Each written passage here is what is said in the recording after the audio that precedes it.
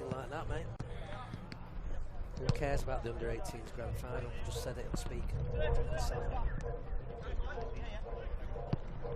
Excellent, that's what we want to talk about today. Not Gungarla at Brindabell.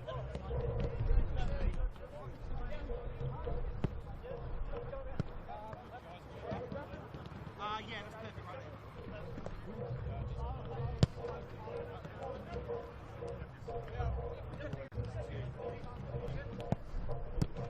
That'll be good.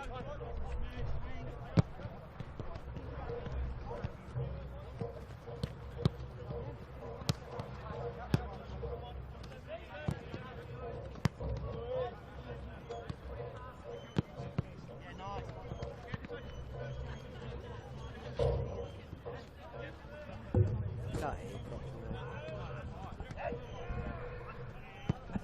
You forgot your cap on. Oh, he's all over the place.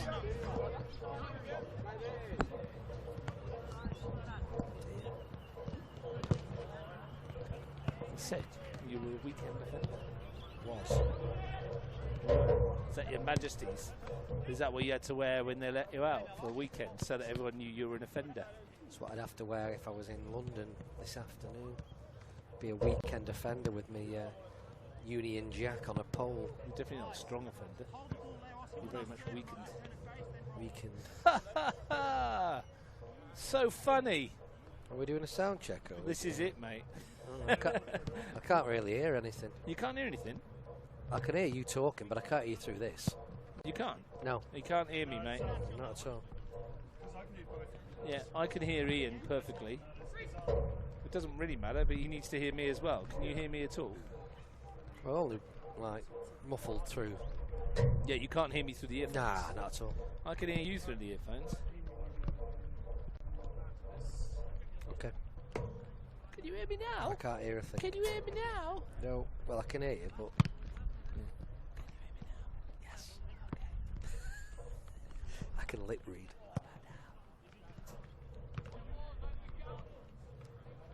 Interesting.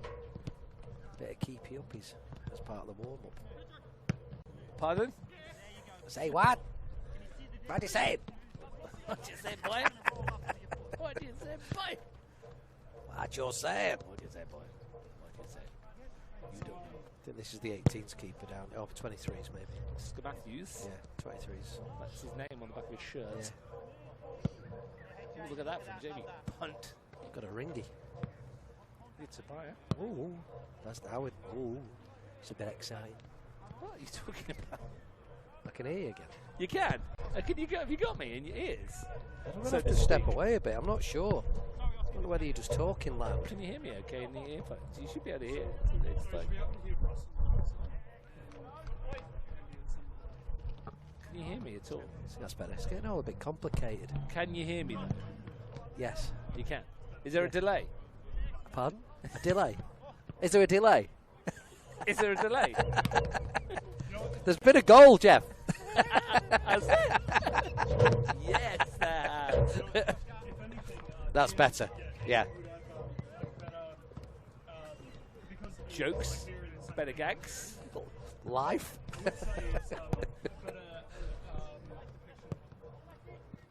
It's a better depiction of what the public can hear. Okay. Like a depiction, wouldn't that be picture? Like the audio? Dipigio? Dibaggio? That's definitely coming through now. Right, I can tell the difference between what me and it? You're speaking without and you're speaking through here. Okay, that's good. Up there. But is there a delay? Is there what? There's a delay. Dibaggio. We just mentioned this. Roberto. Baggio. Carpaccio? What's Carpaccio? It's like a meat, isn't it? Yeah. Yeah.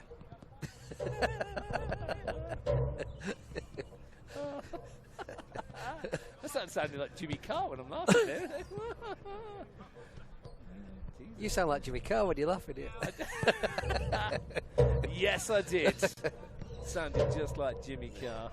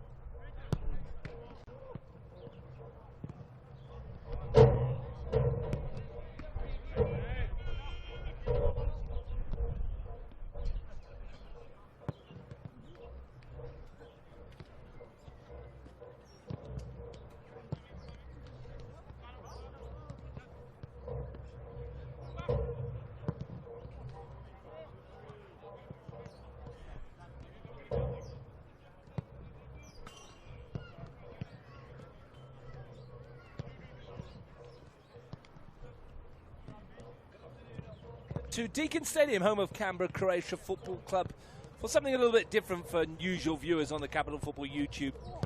We've taken a step down the divisions of the Capital Premier League. Belconnen United versus ANUFC, the league champions against the team that finished third. Right, to play in the grand final next week against Canberra Olympic at Strider Park, where we will bring you all that action live exclusive as well. Ian Worthington is joining me for this one. Ian, there's always something very special about Premier final days, especially when you get to watch teams rely on this. The season starts and ends very quickly. It seems president final 2025 season.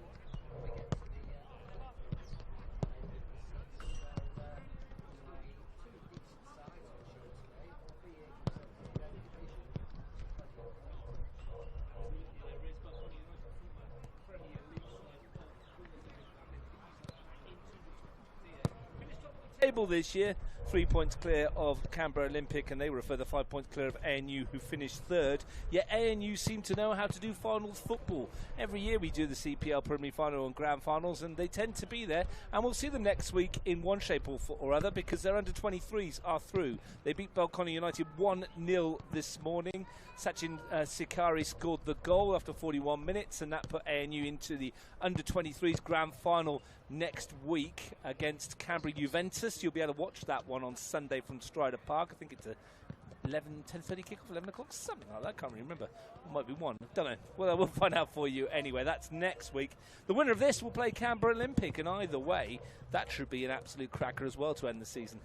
Yeah, well, congratulations to Canberra Olympic on their win against Belconnen last week, which was a hard-fought win against a side who'd come out as league champions not so long before. So well done to Canberra Olympic. And that means that Belconnen are back again against ANU today, and ANU looking to complete the double of the day by turning over Belconnen United. Belconnen's 18s, of course, won their competition, so I know there's a lot of quality at Belconnen United across their 18s and upwards. So, yeah, well done to them. But ANU, well, it seems that I seem to commentate on them or help you at every stage of every season since I've been here. They're always there. Last week, qualification final, you mentioned it. Jake Bishop gave Belconnen the lead, but goals for Abraham Kemp and Anthony Timotheu gave Canberra Olympic a 2-1 win in the qualification final, as is the want of final series. That means that Belco come here today to play the winner of the elimination final. That was ANU. That one went the distance. Adrian McCaw gave Canberra Juventus the lead after 70 minutes. Jack Gibson scored. Keep an eye out for him. 19 goals this season for Jack Gibson in the ANU outfit. He levelled it up. It went to extra time. No one could find a winner. It went to penalties, and ANU won by 4-2. That's why we're here today. And we're looking forward to what we're watching this afternoon. One of these sides, I think Belconnen United might well be in the Premier League next year, depending on the review outcomes, etc., etc. But there is some real talent in both these teams, isn't there? I mentioned Jack Gibson's 19 goals for ANU. Across the other side, still going strong, Dustin Wells, former A-League player with New Zealand Knights and Sydney FC back in the day, been around forever, scored 10 goals this season as well. How important is it to have experience like that on a day like today? Massive, just your thought process going into the game, how you are in the week up to training, you know, just in the changing rooms now with the boys in the lead up to kick-off. It's all part of getting the best out of yourself and your players in the lead up to the game, and of course, most importantly, for the game itself. Yeah, and we're looking forward to seeing him. He's not the only experienced player in this Belconnen team. They also have Zach Mabry, Isaac Clements and Regan Walsh in the lineup, which we'll go through in a moment. Across the other side, there's experience in the ANU team as well. Mark O'Neill at fullback's been around for a while, and they've got real quality in Max Mottle in up top and Nicholas Hope and Jacob Hart in midfield. There's plenty of good players on both sides. Both of them have experience of these occasions as well, and that's important too, isn't it? Yeah, it is. Like we just said, hasn't it? Seem to be commentating on ANU at this time of year every year, so we know that there's boys who have remained at ANU who have been part of this final series over previous years, and but they do have some youth in that side as well. We are waiting for this one to get underway. There is football going on all around Canberra today. Mostly it's at South Jerrabomberra for the finals in the Junior Premier League, and there's been some results that have come through already. In the boys under 14s, Canberra O'Connor Knights beat Belconnen United by 5-1 in that grand final, and in the under 15s it was the turn of Canberra Croatia. They beat Belconnen United by 3-2. In the women's girls under 14s, Canberra Croatia got on top against Belconnen in the under 14s by 2-1. And in the under 15s, Majura beat Canberra Croatia by 1-0.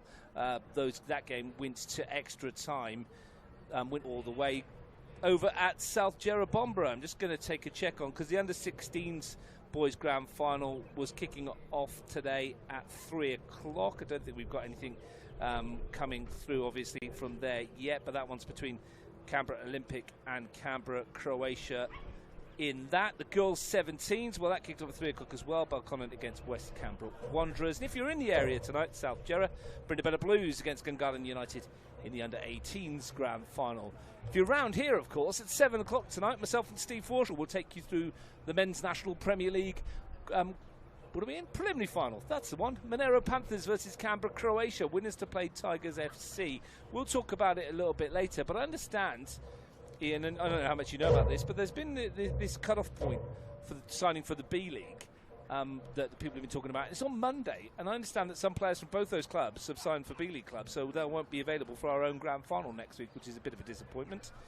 So headache time for both coaches, I guess, in trying to figure out what to pick next week. Yeah, I'll be honest, wouldn't know. Yeah, not well, being involved, not being involved in the senior space at Tigers, nor, well, of course, at any of the other clubs. But very, very interesting what's become apparent today, that like you said, the cut-off point on Monday, when the grand final is next weekend. So I'm intrigued rather than knowledgeable on who and what clubs that's going to affect. And I guess we'll find out as the week goes on. The teams in the tunnel almost ready to go. Let's have a look at the lineups. Angelo Zaris for Belconnen United has gone for the 4-3-3. Jamie Lee Guo in goal. For those of you who watch a lot of futsal in the CFL, you've seen him quite regularly last year. Zach Mabry, very experienced Belconnen linchpin at right back. Joel Baird at left back. Isaac Clements will partner Pedro Serrano in the centre of defence. Serrano, who's had a cracking season for the Blue Devils. Regan Walsh holds midfield. In front of him, J. James Ward, Patrick O'Rourke, two technicians and schemers in front of the experienced Walsh. Out wide on the right, Michael Ronaldo, 6 goals this season. Out wide on the left, Jake Bishop with 11, and Dustin Wells will play nominally down the middle, but might be a false 9. Oscar Matthews, Tapar Ringy, Jake Wilsner, Eddie Coggan and Kai Smith are your Blue Devil subs. Like we spoke about just a minute ago, very experienced, albeit, Dustin Wells, fit as a fiddle in there. He'd probably drop in and combine centrally, and then I think they'll look to get the ball into wide areas from there. ANU, well, they're 4-3-3 as well, with slight variation on the theme. Liam Rawlinson will go in goal for them. Mark O'Neill at right back, Lewis Ryan at left back, Ethan Chudo partners Monty Grace in the centre of defence. Midfield holding, we think there might be 2. Nicholas Hope and Julian Korpatic are the midfield 2 there. Jacob Hart allowed to roam in front of them. Up top, Jack Gibson with his 19 goals on the right. Max Mottle on the left. Alistair Moore will lead the line, as he often does. On the bench, Tom Huizinga, Zach Chadwick, Andre Oliveira, Orlando Jeffrey and Panos Morogianis. Yeah, looking forward to seeing how they actually set up initially. It might be 4-3-3, but does it become 4-2-3-1, where the wide players just drop in a little bit to, just soak up a little bit of early pressure and get forward from there and try and hit Belconnen on the counter-attack? The referees Ricardo Alberto, Darren Gledhill and Casey Fleo are the assistants. They met 3 times this season. In round 2, it was a 2-2 draw. Billington and Smith scoring for the Blue Devils. Alistair Moore and a Wilsner own goal for ANU. It was all square again in round 10. 1 apiece this time. Nicholas Hope equalising a goal from Jake Bishop. Belconnen got the better of ANU last time out in round 17. Nicholas Hope gave ANU the lead, but 3 goals from a Dustin Wells penalty to Paringi, and Michael Ronaldo gave Belconnen the 3-1 win. I mean, you can't take an awful lot from what's happened during the season, other than the fact that matches between the two tend to have been quite close. It's finals, it's a different scenario.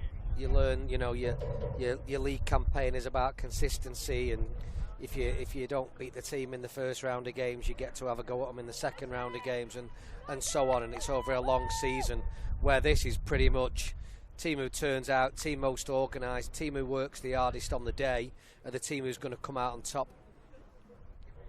I'm going to ask you, who you think that might be right now? Not a clue. Every time I've given a score prediction, I usually lose, so don't want to be unfair on either team, but you know, you would suggest that Belconnen, based on being league champions, but we know when it comes to finals, as I've just said, doesn't mean anything, and ANU will definitely give everything this afternoon. Well, we will find a winner, whether it takes 90 minutes, whether it takes 120, or whether we go all the way to penalties. Some might call it a curtain raiser to the MPL later on. It's far much more than that. There's a place in the grand final at stake for one of these. ANU in the orange, about to kick us off. The Blue Devils, well, ironically enough, in the blue. The first touch of the match is from Alistair Moore. And Belconnen United, despite being the league champions, have won only one of their last 4 fixtures played in this competition. It was a 7-0 win of Rocker in round 20 that sealed the title. ANU have only won one of their last 5, taking in consideration last week's being counted technically as a draw. Neither side in great form, Ian. Doesn't really matter on a one-off occasion. No one else is involved, are they? So I mean, it doesn't matter what form they're in. It's basically about the team on the afternoon. Grace to launch the first free kick forwards. Nodded back into play by Nicholas Hope. Here's Louis Ryan. Back for Mottle. Touch for Julian Korbatic, but he's robbed by Patrick O'Rourke, and that might well be the first yellow card of the encounter, and it's come as early as the first minute. And Julian Korbatic sees his yellow. Yeah, he got caught wrong side, didn't he? And you can't pull him back there at this stage of the game and expect, well, any stage of the game, and expect to get away with that. And it puts him on a yellow after a couple of minutes, and he's not even landed a tackle yet. First 60 seconds of the contest. Pedro Serrano to play it forward to Dustin Wells. Michael Ronaldo lets that run, but I think it's out of play. Belconnen have scored 6 goals this season against ANU. 4 of them have come inside the opening 45 minutes of the contest.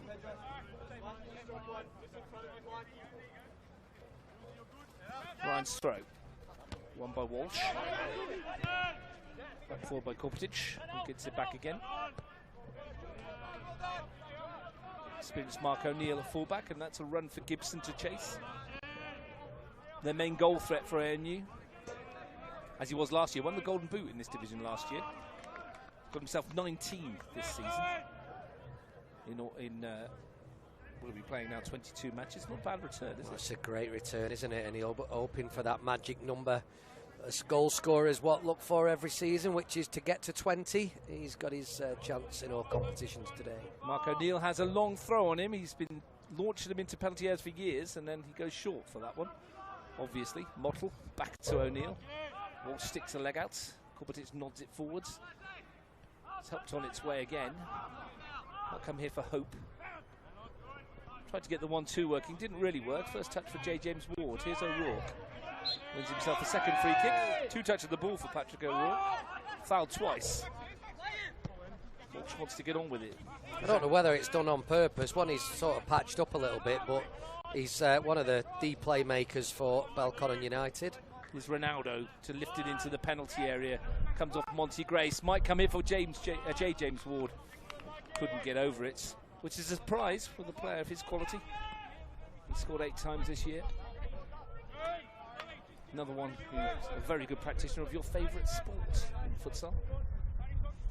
Yeah, that'll either be in the crowd or watching it at home, won't he? It's your second favourite indoor sport. Mr. Futsal himself. Isn't it, behind darts? Futsal? Yeah, and about 30 others in front of that, but yeah, since you mention it. Crown Green Bowling? You can't have Crown Green Bowling indoors. Why? Play an Astra. Crown Green Bowling. Well, what's the other bowling where you just chuck it, not 10 pin, That's also in front of futsal. Indoor bowls, maybe.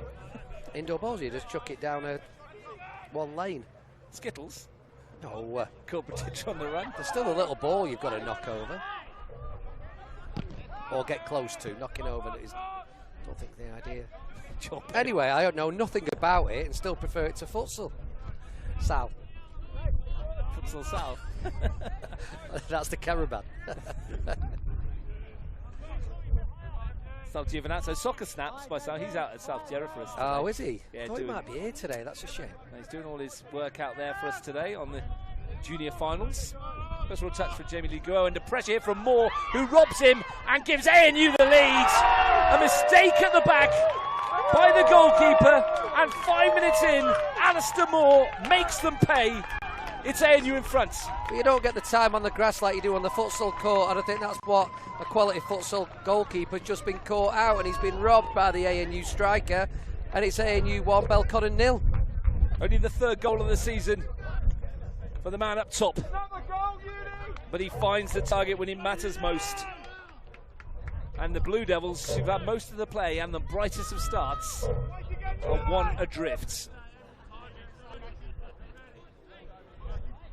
Not in the script for the league champions. Now work to be done. Maybury. Serrano. A real learning point for a player as well. And when you're looking at it from the striker's point of view, as a young player, to put the pressure on, you gamble. Sometimes you get your rewards. He just stayed high, didn't he, and got himself in that advanced position and took the risk. And sometimes goalkeepers do play round you, and then it's just they get the +1 further up the field, so it is a risk, but took the risk and it paid off. Monty Grace for Mark O'Neill. Perfect start for ANU. Just what the doctor ordered. Unsurprisingly, 3 of the 4 goals that ANU have scored against Belconnen this year have come in the first half. Judging by what I've told you there won't be many scored in the second half. Just a short pass again, and Mottle is going to take on Serrano and pull it back into a dangerous area. Second chance for Gibson on the turn, and it's stopped by Jamie Lee Guo, and he's just about got away with it. Serrano's dawdling, Gibson's effort is saved, it's come back out, it's off the line again. Jacob Hart had a go, and Belconnen are in all sorts at the back here at the moment. Oh, Jacob Hart will be disappointed with that. That corner, Jamie Lee's corner to the left, was gaping open, and he's managed just to hit one of 2 players stood on the line. It should have been 2. Belconnen United rocking defensively in these early stages. Ryan, switch of play for Grace. Well, it just came from a sloppy short pass from the right midfield player into the right back, and it just got caught between them. Yet again, ANU on the front foot and just caught Belconnen out in possession. Pedro Serrano trying to dribble out of his own penalty area, got robbed. Only surprise perhaps was Gibson didn't tuck it away. It was a good stop from Jamie Lee Guo. Here they come again on the overlap with Mark O'Neill to loft it into the penalty area. Serrano away. Gets into the second bite of the cherry. It's that second ball that ANU seems to be picking up at the moment and just getting them back on the front foot. Long way to go, and they just need to settle down here, Belconnen. There's an example of that. Just settle down in possession. Don't need to be in a rush to get the ball forward so quickly. Well, they scored early in round 17, as I mentioned at the top of the broadcast. Went on to lose 3-1. And you might come for Hoop to have a go. Never going to trouble Guo. They lost 3-1 that day, but they did lead up until the half-hour mark. Tom Crossley will be really pleased with the way his team has gone about this so far. Ryan's header. Too strong in the air for Michael Ronaldo. Not hanging around here, the Blue Devils, though, are they? Maybe he's passed a bit short, but he's won it back again. I just think it's to the detriment at the moment. They just need to get some good possession of the ball rather than just giving those loose passes away. ANU just seemed a little bit more settled. Grace goes long, looking for more, doesn't quite get there. Joel Baird's header. Jack Bishop's had a look in the opening stages. That was his first real touch of the football. Dustin Wells to help him on outside. James Ward. There's 4 to hit in the area. Chose to go back to O'Rourke. Walsh. What are they going to do here to get themselves into this contest? They need to find a goal. Clements is solid at the back. Here's Mabry.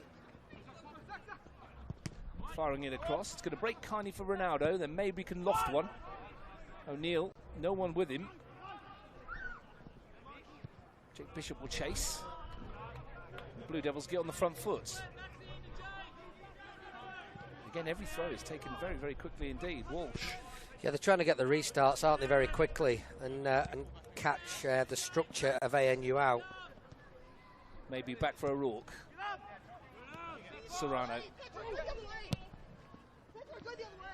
Clip ball forward. Mikey Ronaldo was asking Serrano to go back to his goalkeeper. Serrano was looking to go forwards. Yeah, or switch. If you look, they had a 2v1 overload if Serrano looks over his left shoulder. Maybe that's what he meant. Clement swings the header. Walsh brings it down. Bishop can advance forward. Jake Bishop scored the opening goal last week. It's a good ball in behind for James Ward. Grace missed it. Hope didn't. Baird happy to go back to Clements. Lots of Blue Devils possession. Lots of Blue Devils territory, but what matters is what's sitting in that top left-hand corner of your screen. And after 11 minutes, it's 1-0 to ANU, and they could have been 2-0 up. Should they have been 2-0 up, Ian? Was it a poor miss by Jacob Hart, or was it good defending, or a combination thereof? They give it away twice, Belconnen, and invited ANU to score twice, and Jake Hart's was the second one, to be honest with you. And yeah, they should have scored on both occasions. Well, they've got themselves a free kick here, and they love these set-piece situations, ANU. They have got some very tall players. Ethan Shoothope, one of them, and he will make his way forward. I remember commentating, I think it was against Brindabella Blues in a game here last year when Ethan Shoothope scored with a header. And he's going to plonk himself in the area. Max Mottle in there too. And Jacob Hart. Goal scorer more.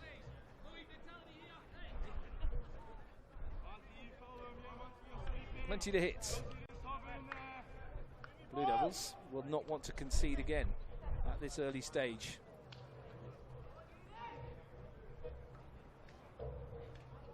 Three in the wall, or 2 in the wall from this distance.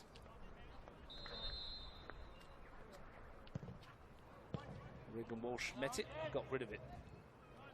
Wasn't the best of free kicks from Korbatic. Now here come the Blue Devils on the break. Belconnen looking to spring something. Dustin Wells from deep. Good play from Dustin Wells, drop in and hold that ball. James Ward, Ronaldo. Good reading of the game by Monty Grace. Needed to get there and did. Mottle. Down by Serrano. Free kick goes the way of those in orange. Yeah, Monty Grace, a solid player, isn't he? And just, you know, priorities to get the job done defensively. Doesn't always just want to get rid of it for his team, but often knows when to and when to keep possession. Seen him a couple of times as well over the last couple of years, and always been impressive. Quite a lot of these ANU players have had covetous eyes glance their way from Premier League clubs over the last couple of years, and they've all stayed loyal to the club. Now, if the review does go through everything, of course there'll be a community team next year, and I wonder if some of these players in orange will make the step up to MPL. We will see, I guess. There is a bit of quality out there, isn't there? Oh, there definitely is. Monty Grace amongst them. Ryan with a throw. Might come from Mottle. Seen him have some good days on this park as well for ANU. They do win a lot of CPL trophies. I remember them coming here one year. I don't know if you were in the country then. They played O'Connor Knights in the grand final on this venue. and they ripped them to shreds. Absolutely brilliant performance by ANU. A lot of my time with ANU over here watching them has been spent in finals at Riverside, Strider. Yeah, on the actual denouement of the competition rather than this, the penultimate stage. That's right. Picked out here in an effort to find a goal. It's a good effort too. Monty Grace come out from the back. And he had a lot of room there. He did a lot of support from the ANU fans in the crowds, which there are a fair few on our side. Yeah, it probably looks a bit more sparse over the other side, but I think several of the ANU supporters are on our near side. Taking advantage of the shade, yeah, which is not often we've said that this season. Wells looking to link up. Brilliant touch and an opportunity for Bishop to prod it goalwards, and it will squeeze its way over. And there were no Blue Devils takers.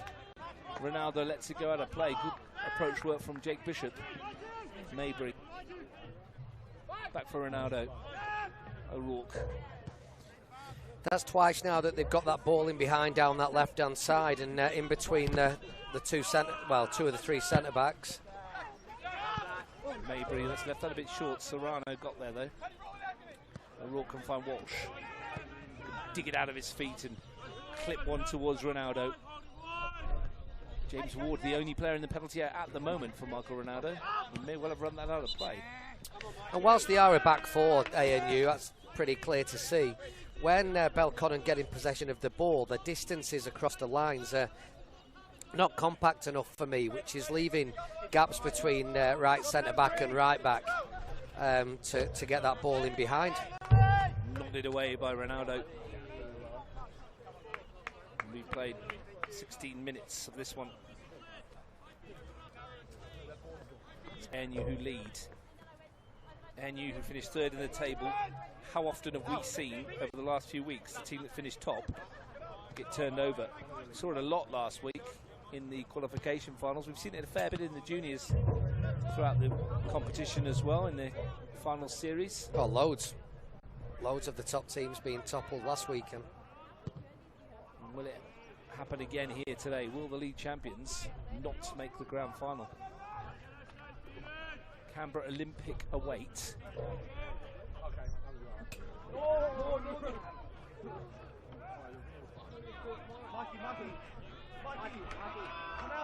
Whoever Canberra Olympic are playing at Strider Park next week will be some occasion.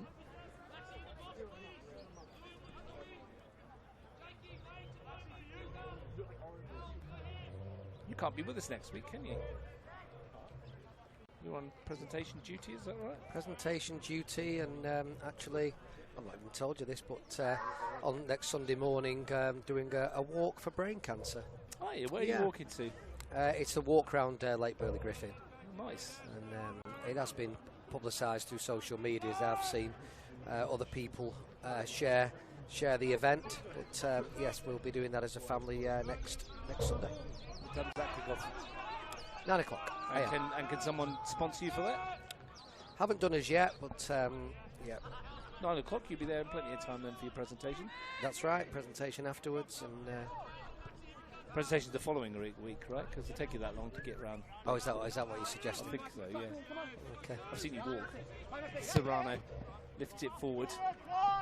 How far is it? I don't know. You've not seen me kick people, though. I've just told you a lot about it. How far's the walk? You don't know? I don't know. You're just going to turn up and well, walk. just Forrest Gump, isn't it? Well, just keep walking. Is it like The Long Walk, that Stephen King movie that's just come out? No, I hope not. They might have told you that. My wife's all over the details. I'm just going to get there and walk about. It's all for it's probably 50k. Whatever it takes. It's for a great cause. So that's what I'll be doing. Well, good luck with that. I'm sure you'll enjoy however far it is. For your sake, I hope it's no more than a couple of Ks. Part of me wanted to be 50Ks. Yeah, there's not been training announced for it, so hopefully it's a social walk. Say about 5k. I might just give 5k. Yeah. Serrano finds Maybury. These guys wouldn't have a problem doing it. O'Rourke. James Ward. A lot of space here for Walsh, and he can help it on its way to Dustin Wells, who thought about the hit.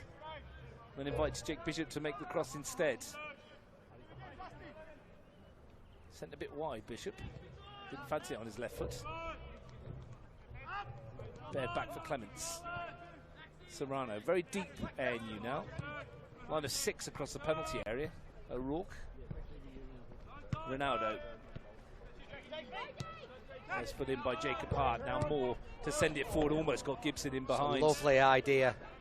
Great position as attacking midfielder from Jake Hart, just to step in front of the line and break from there.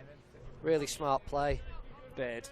It's very organised, this ANU defensive unit, isn't it? And they're not afraid to go long and early if they need to. Yeah, he has good methodology. That's the word. That does Tommy Crossley. does Tom. Belconnen seeing a lot of the ball at the moment. Baird to bring it forward. O'Rourke. Wrap his foot around it. And there'll be parts of the game where Belconnen will have loads of the ball, but that defensive structure that Tom Crossley seems to have out of possession is really effective at the moment. When you saw there, they were deep. There was 6 across the edge of their penalty area, which became 5 when Hart stepped out to get the tackle in on O'Rourke. Is that something they work on in training, Ian, and just go, well, this is specifically for this particular team? We think we're going to need to defend that deep and in that many in numbers? Probably. You know, the way that Tom Crossley thinks. And as I said before the game, it looks like 4-3-3 on paper, but it'll often be 4-5-1 or 4-2-3-1 as the wide players just drop a line and just bring the wide players a little bit deeper and help defensively.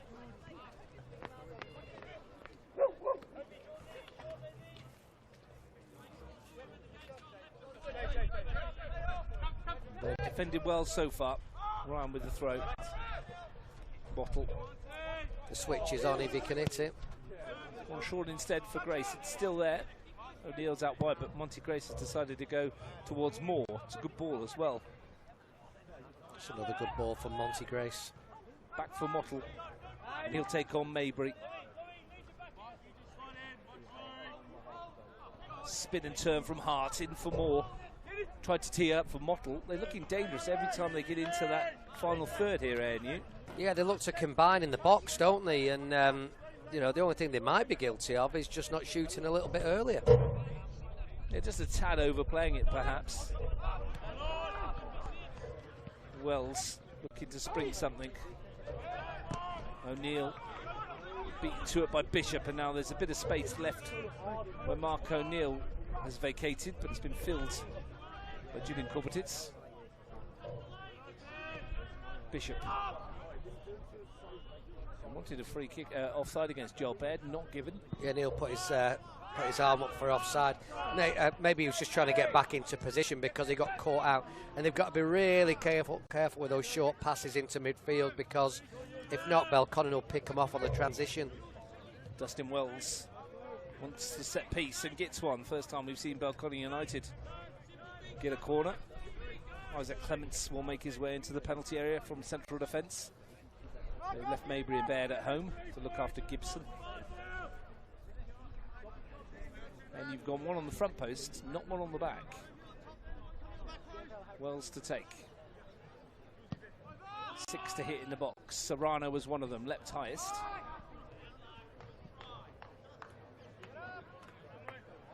Couldn't direct his header goalwards. Pedro Serrano.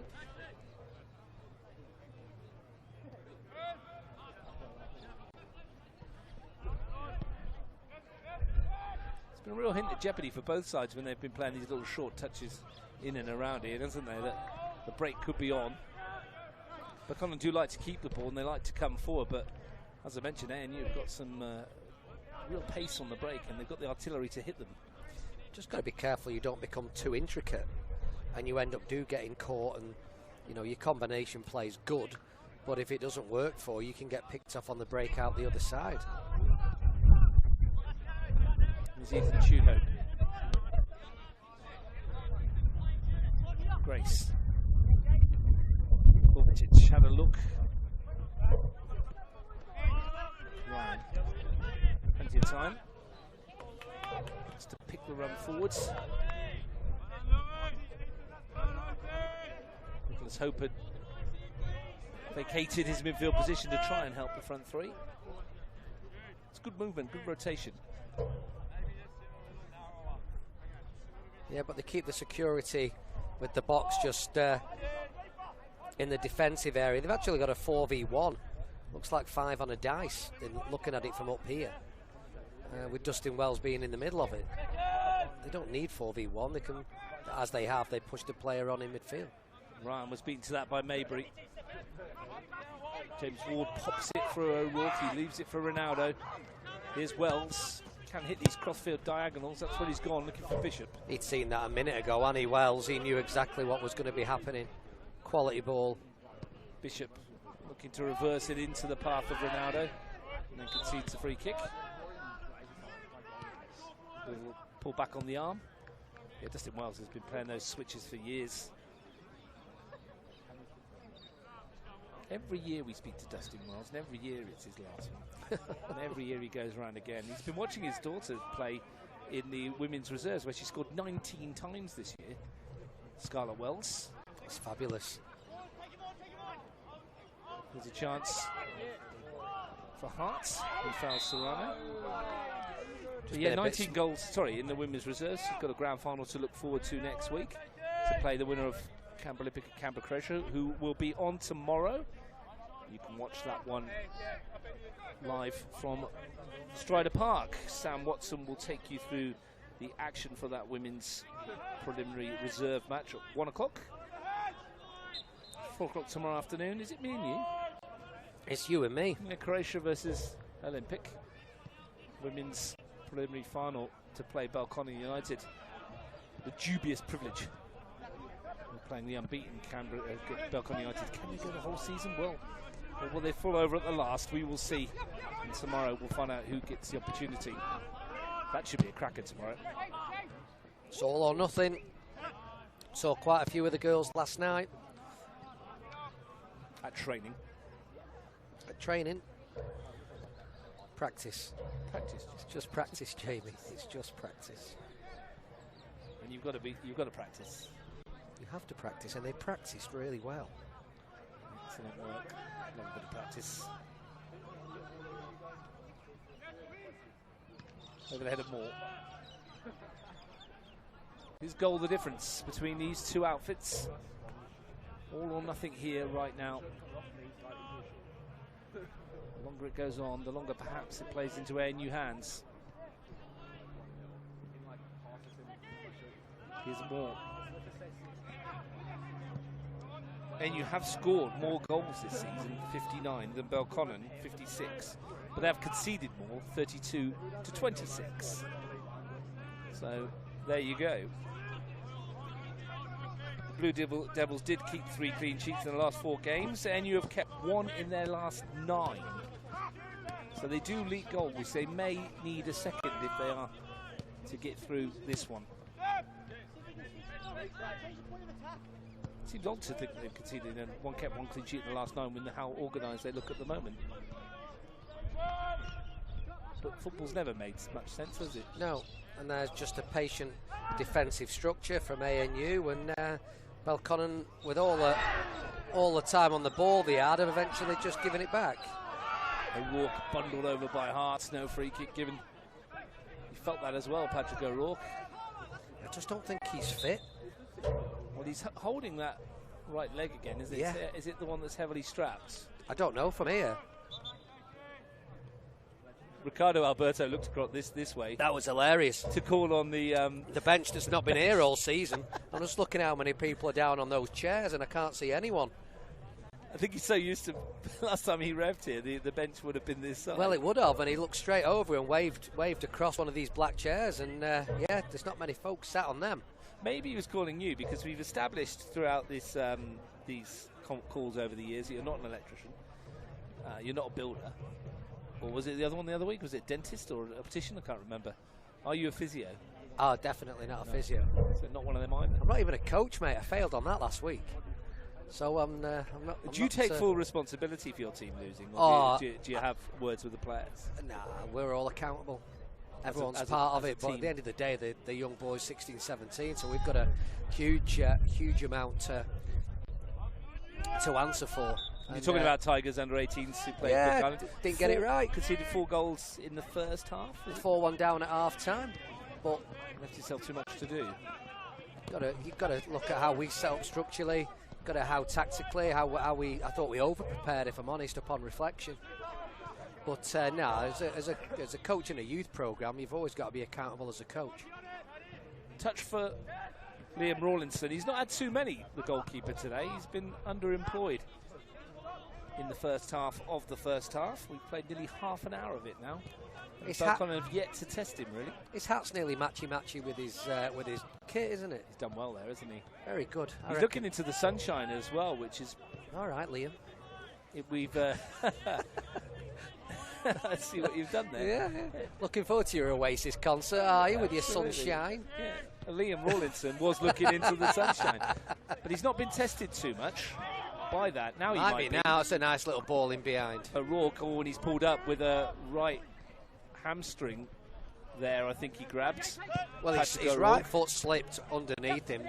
You're not going to get much in sympathy from ANU here. No, he might be done here, Patrick O'Rourke. He's holding that right leg. I think he's either tweaked a hamstring or he's pulled something.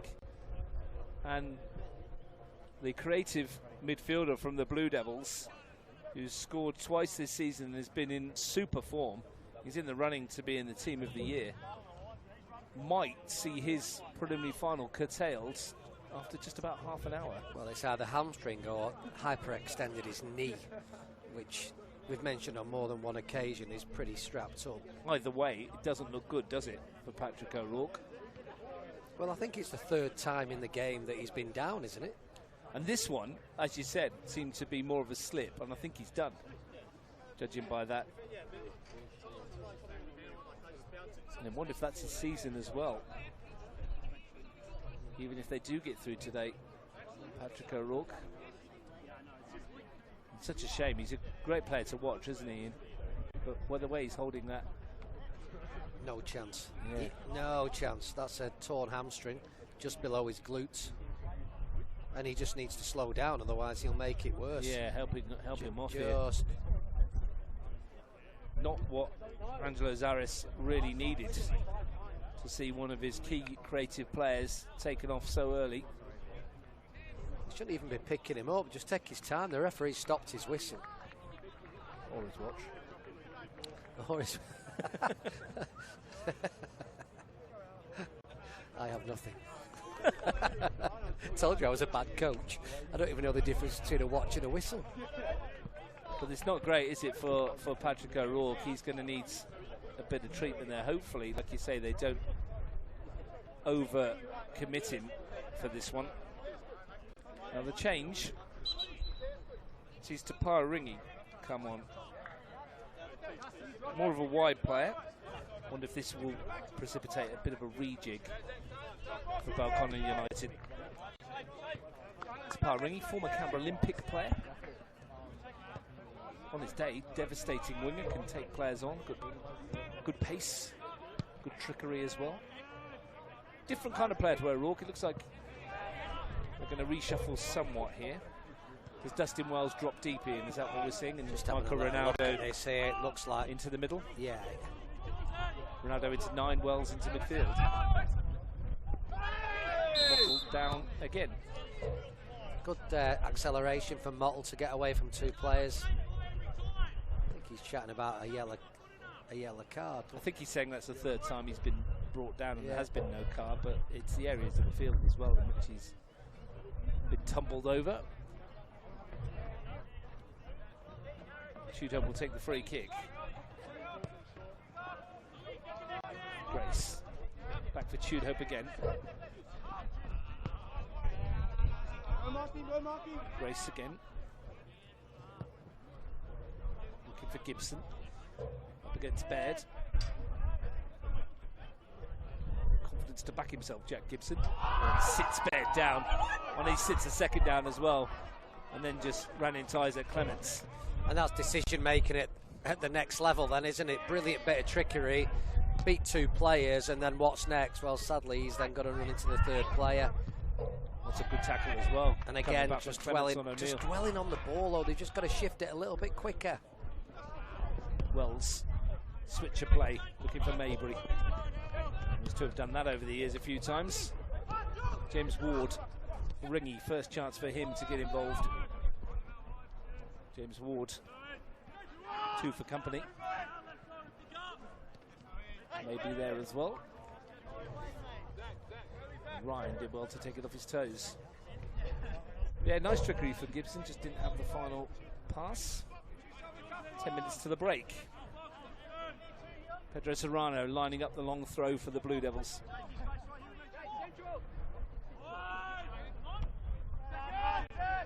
Get the second bite of it with the heads. Easy for Rawlinson.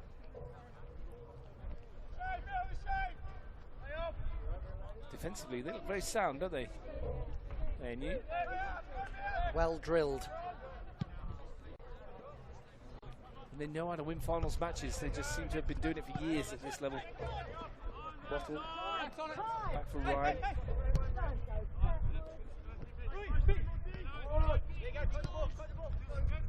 Here's once more Mottle. He's got good feet. Find the pass he wanted though. Regan Walsh anticipated. Wells. Bishop. Good challenge, Grace again. He's been exceptional, hasn't he? He has. What a first half Grace has had. I mean, as if on cue he gives it away, but that's okay. No, but he's done his job defensively first and foremost, and that's what I like about A&U. Their structure, their emotional control is really good. Looks like they understand their individual roles and responsibilities, and they don't seem fazed by anything at the moment. Hart.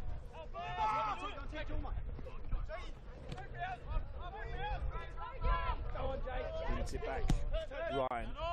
Kovacic. Hope.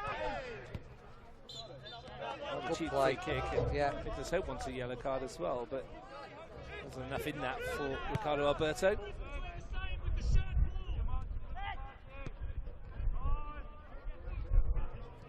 And when they have it, ANU, and they're keeping it in, they're frustrating Belconnen, aren't they? And you can see it. A couple of cheap fouls being given away here and there. Good patience in possession as well. Play again! Grace. Back for Tude Hope.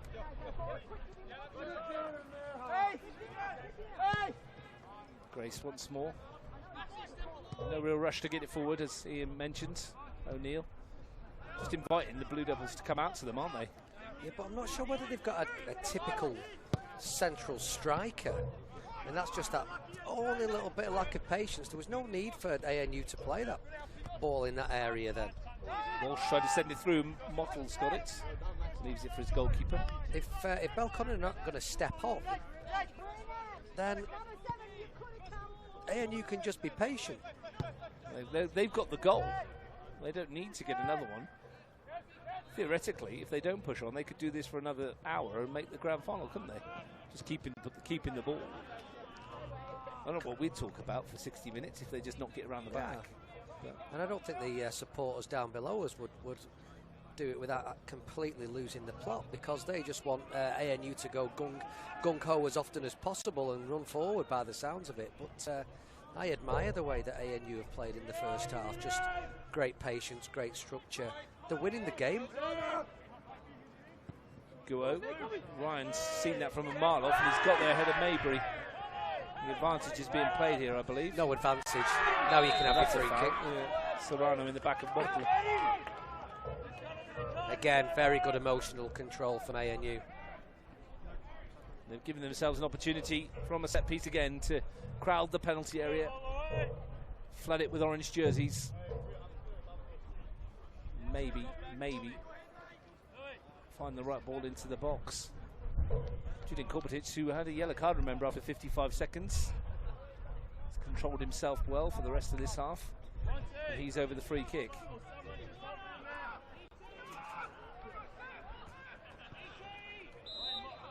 What can he find? Whips it into the area. Might come out for Gibson.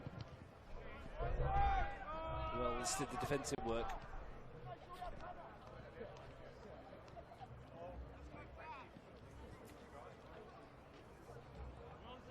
7 minutes or so to the break. We'll have a couple added on, of course, for the injury to Patrick O'Rourke, who's still not past, well, just past the goal to the right-hand side. He ain't going very fast at all. Kovacic whips it into the box. Maybe we should be able to get this away. Ringy takes on and beats his man. O'Rourke's taken about 2 steps and then stopping. He's in a whole heap of pain. Well, you'd think they'd get a stretcher out for him, wouldn't you? Yeah, well, to be fair to Canberra Croatia staff, they actually did bring a stretcher out not a minute ago, and it seemed to return, and they just... They're not in a good way. Justin Wells, his team aren't either. They're 1-0 down. They could have been 2 down before they'd even really got going. Bishop, this man can make a difference. They've got enough quality to make a difference. Wells. You've got to ask the question, Ross, if they're going to rue that miss, or that second chance that ANU had. They might do. Ringy. Just a bit too much on that one. Just tuned in, we're talking about an opportunity straight after the first goal. Well, there's 2 bites of the cherry. Gibson saw his effort blocked by Jimmy Lee Guo. The rebound fell to Jacob Hart, who had most of the goal aim out, but only found the player on the goal line. I believe it was Isaac Clements. However, in saying that, Belconnen have not done enough to worry Liam Rawlinson. All he's done then is nearly stitch his own team up, Rawlinson, with that kick out. He's not had much to do in the game. Serrano invites Baird to chase, so Neil's got a head start though. Baird stuck with it. Take 2 for Rawlinson. Hopefully his distribution is slightly better. Maybe he learnt from that one. Get your foot under it, send it high. You could always get the defender to take the goal kick for it. No, he can't. Better. Nodded on by Hope. Gibson challenging at the back there with Clements. Bishop past 1, not past O'Neill. Even at the Socceroos game last Friday, there was a lady who turned round and said, "Ian, is your biggest pet hate blankets or goal kicks?" And did you know who it was? Yeah, it's a lady who's very, very connected to Canberra Olympic and does a great job for them. She knew exactly what you were talking about. And she knew exactly what I was talking about. Wells finds Maybury. She said, "What if they play it out the back and play to feet?" Well, Walsh into the box. And I'm okay with that. Starting possession is fine. It has to be taken by the goalkeeper. Walsh in with a challenge. Not necessarily, but the centre-back, just the keeper can launch it, then, you know. That looked like a frustrated challenge from Regan Walsh. Stamping his authority a bit. I think we established that it was goal kicks more than blankets that were your pet hate. No blankets on the bench at the moment. Sun's out at Deakin Stadium. And it's shining on the orange shirts of ANU. Chewed Hope forward. Bit of a hit and hope on that occasion. Serrano. Maybury. Ringy. Ryan. Take your pick, referee. And he's given neither. Second one seemed quite high on Max Mottle. Wow. I can only assume that he thinks there was no contact. That Maybury's not exactly pleased. He's suggesting there was no contact. Max Mottle's trying to point to some studs on his thigh to show the referee. Well, get on with the throwing. The first one was a free kick. The second one was more of a free kick, and Belconnen end up with the throw-in. And someone's going to get a card here, and it's going to be Mark O'Neill for something he said. 2 cards for ANU. 1 for a shirt pull, 1 for dissent.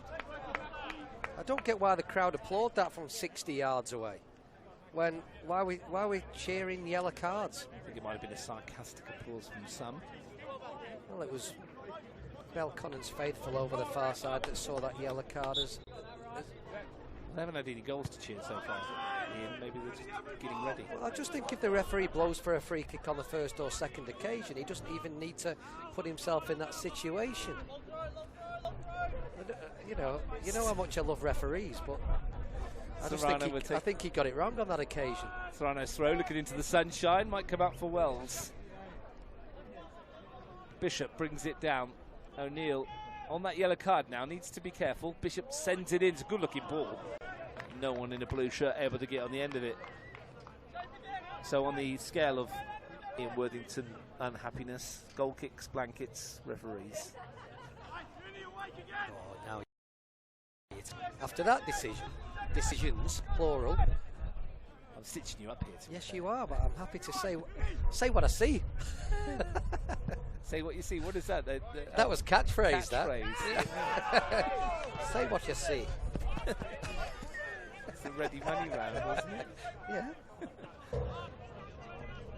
Now you have lost it. Good 80s TV, that catchphrase. 80s TV. It's all we had. That's all we had to watch. None of this Netflix stuff. That and Blockbuster. You love Blockbuster. The gold run. We're into stoppage time. Hope steps in. We're going to get a couple of minutes of this. Oh, so that's a free kick. Belconnen with a chance towards the end of the first half. In stoppage time, Maybury. They're going early so that ANU can't get organised, and yet ANU already organised. They're that well drilled. Maybury, that's done really well there. Header clear, we'll find more. Wells will pick it up, and a lovely little pass out wide to Baird. Allows Bishop to take over. He'll go at O'Neill. Kubatic's back up. Find Wells in the penalty area. Taken off his toes by Moore, and Belconnen get a corner. That was the correct decision. I'm glad you approve. Dustin Wells goes to cross to take it. They were thinking about a short one, then decided not to. Also correct. We get it right often, don't we? Wells to take it. Can he whip it in towards that far post? Serrano got half the yard on his marker. Will do well to keep that in. Can't quite.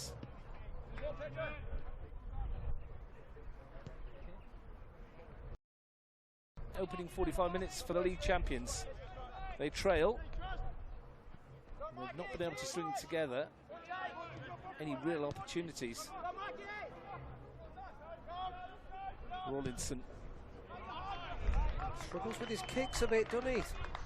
Maybe in the second half, Belconnen will put him under a bit more pressure. Was there any real need for going back to the goalkeeper in that situation in stoppage time at the end of the first half when you're 1-0 up? No. If the ball's at the other end of the park, they're not scoring. Shove it down the line and get the back line turned would be the message. Clements. That'll do, says Ricardo Alberto. Angel Saracens league champions. Well, they came into this one having lost in the qualification final, and they trail, Ian. There's not been many chances of note.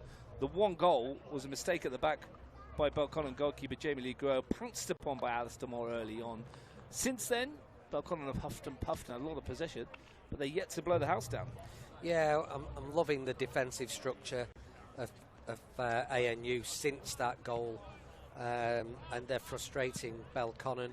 Second half, Belconnen have actually, I think, have got to go a +1 in the front line. Really, they've got to get a player higher up the pitch. And at the moment, I don't really see a striker centrally who's going to cause ANU's great back line any problems. So, yeah, got to be a change for me. Work to be done for the CPL League champions if they are to make it to the grand final against Canberra Olympic next week, because at the moment ANU are in pole position. Alistair Moore's goal after 5 minutes at half-time means that it's Belconnen United 0, ANU 1.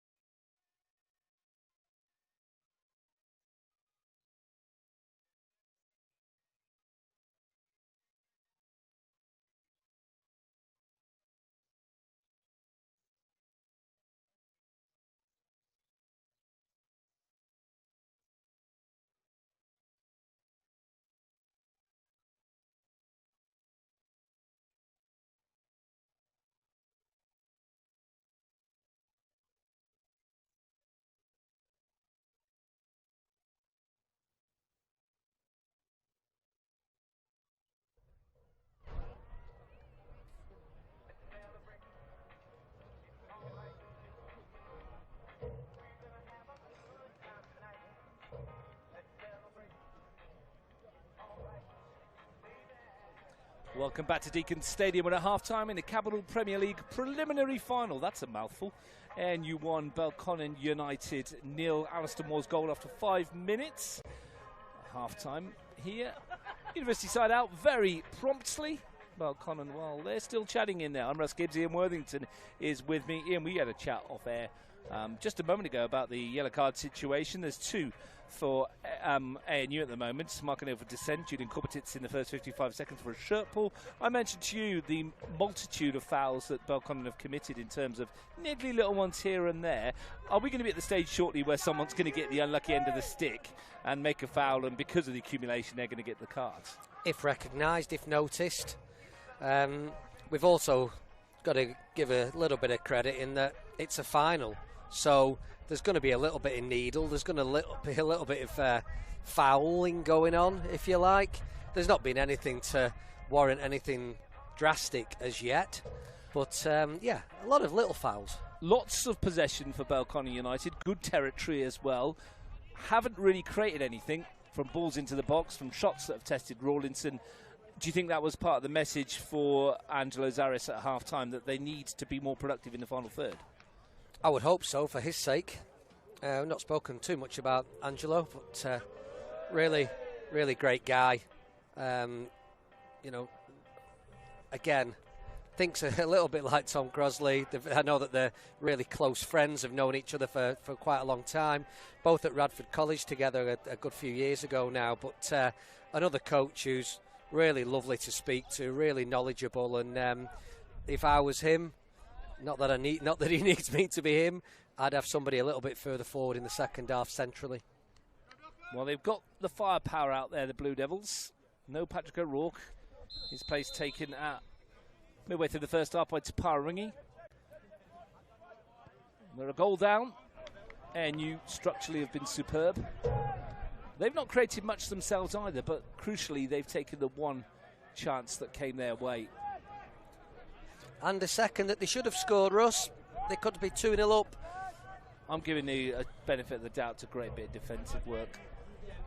I never do that because I'm a forward. So. Now, as much as Jacob Hart perhaps should have scored, it ought to have scored, Isaac Clements did what he's there for. Spread his body and got in the way. And on such fine margins as what you mentioned in the first half, Ian, are games like this decided. You used the term, would they rue that opportunity later on?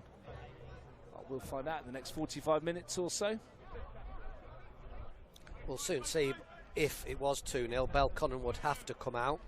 They can be a little bit more patient at the start of the second half to continue to have their style of play, which was consistent through the first half. We've seen the twinkle toes of Jack Gibson. We've seen the ability of Max Mottle with the acceleration as well. The longer this stays 1-0, the more this probably plays into ANU's hands, in the fact that Belconnen will need, as you mentioned, to come and have a look. They might be able to pick them off on the break. Definitely. I think they're, from Tom Crosley's perspective, they can be a counter-attacking team in the second half for sure. Here's Gibson. His ball forward is easily read by Clements. Bishop nods it down looking for Wells. Korbetitz got there first. Walsh though wins it back. Ronaldo to change direction of the attack through J. James Ward. Zach Mabry ringing outside him. That's where he's gone. To Paringi again. They choose not to loft it into the penalty area.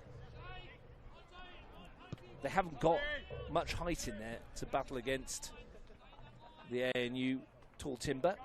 Here's Bishop. Big side all over the pitch, aren't they, ANU? They are indeed. Wells playing a lot deeper in the early stages of the second half. Serrano. That's a foul on Mikey Ronaldo. And a chance for Belconnen United from the free kick. Dustin Wells will orchestrate. Isaac Clements gets up from the back again. Walsh is in there. Serrano will join them a bit later to the party. Wells to dink it into the area. Went really well at the back by Monty Grace. Joel Baird brushes past the first challenge of Nicholas Hope. And then one of those crosses that came off the side of the boot that had the goalkeeper worried momentarily. How many times have you seen them drop in on the far stick? Yeah, the cross shot where you shank it over the keeper's head in the top corner. The old scross. We have seen them before.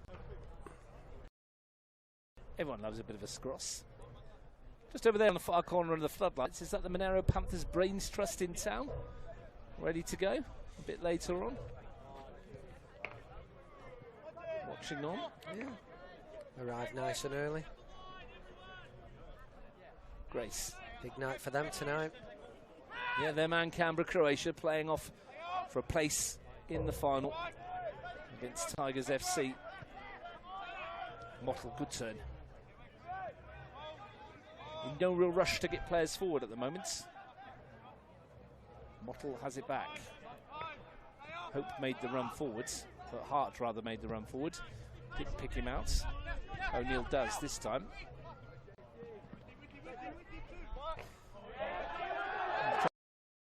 From Joel Baird there, and he does. It's probably a yellow.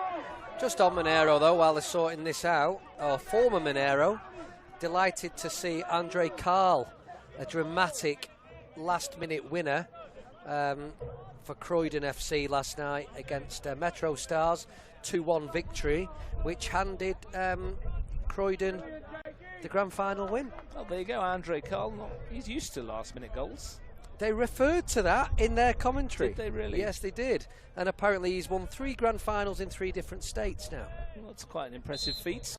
Good goal scorer. Jack Gibson's got some goals himself this year, and he's over this free kick. Lofted it in. Jamie Lugoa, though, plucks it out of the evening sunshine as it drops below the stand here. Well, congratulations to Andre Carl, former Panther, as you mentioned.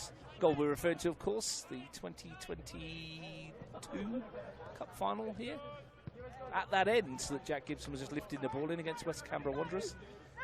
Got his team a late goal. Also in injury time, like his goal last night. Created by Jordan Thurtell, was it not? I mean, he kicked a couple of people and fell over in the box, but it's debatable who created that goal. Jordan Thurtell will claim it. There's no a doubt. few. Josh Calabria, I think Darren Bailey. I think there's a couple of people who throw their hat in the ring for setting the goal up. Monero went on to win that final. Ryan Korpatitz happy to go back to the goalkeeper again.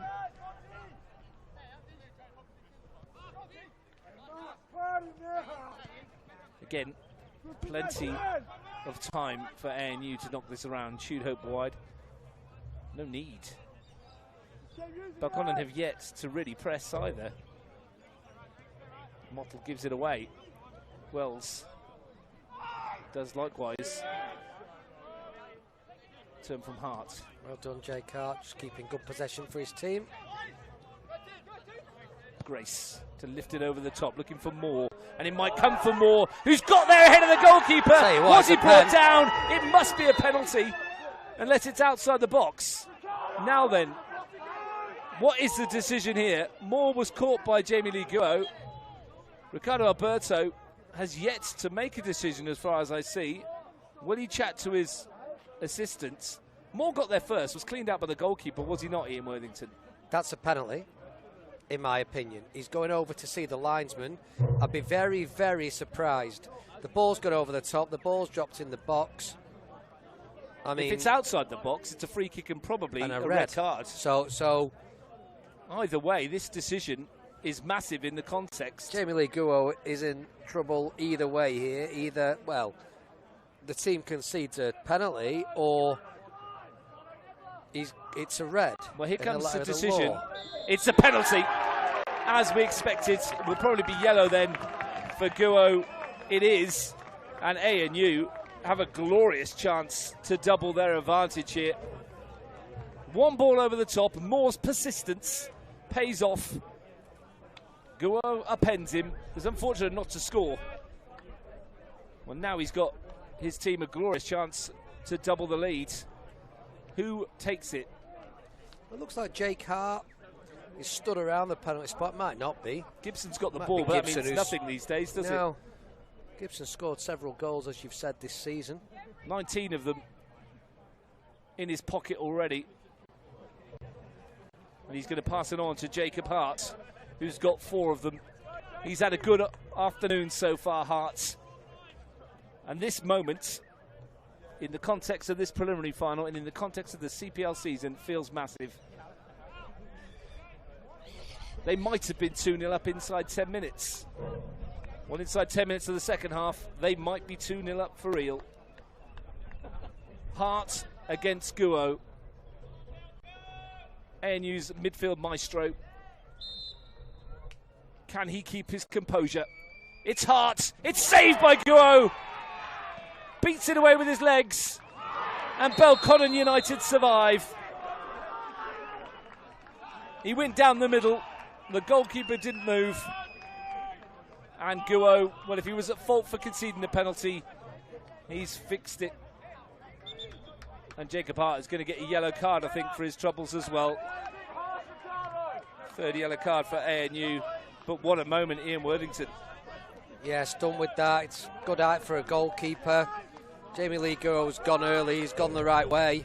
And it's a great save down to his right. Fair play to the goalkeeper. I don't think Jake Hart's hit it particularly well.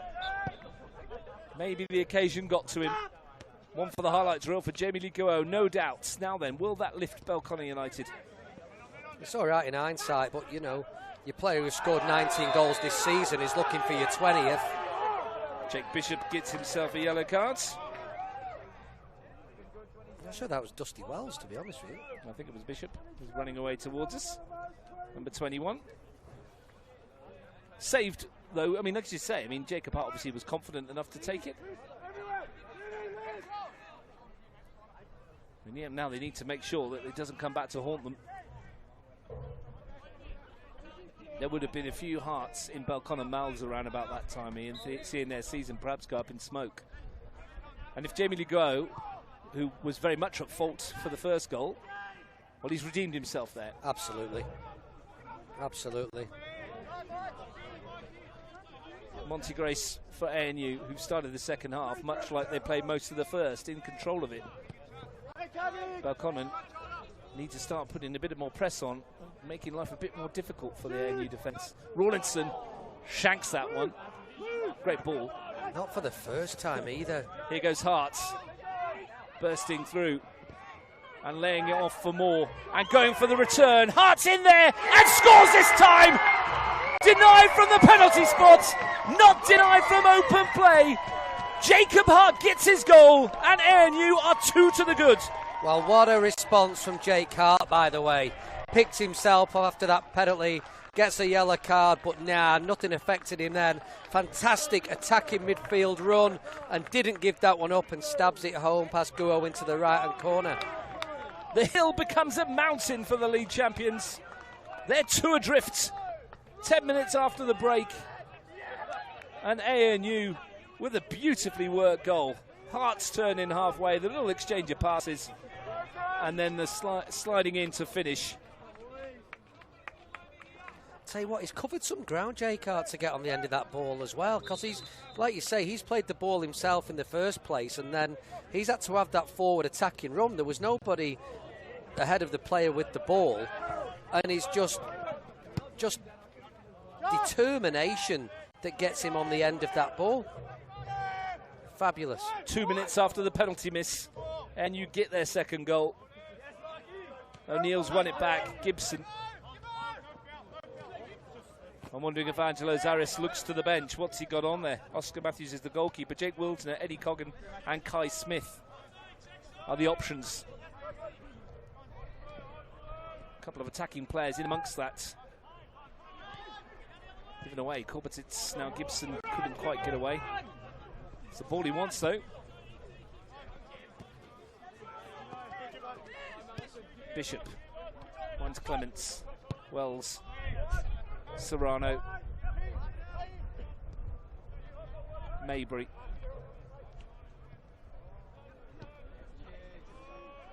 Serrano again.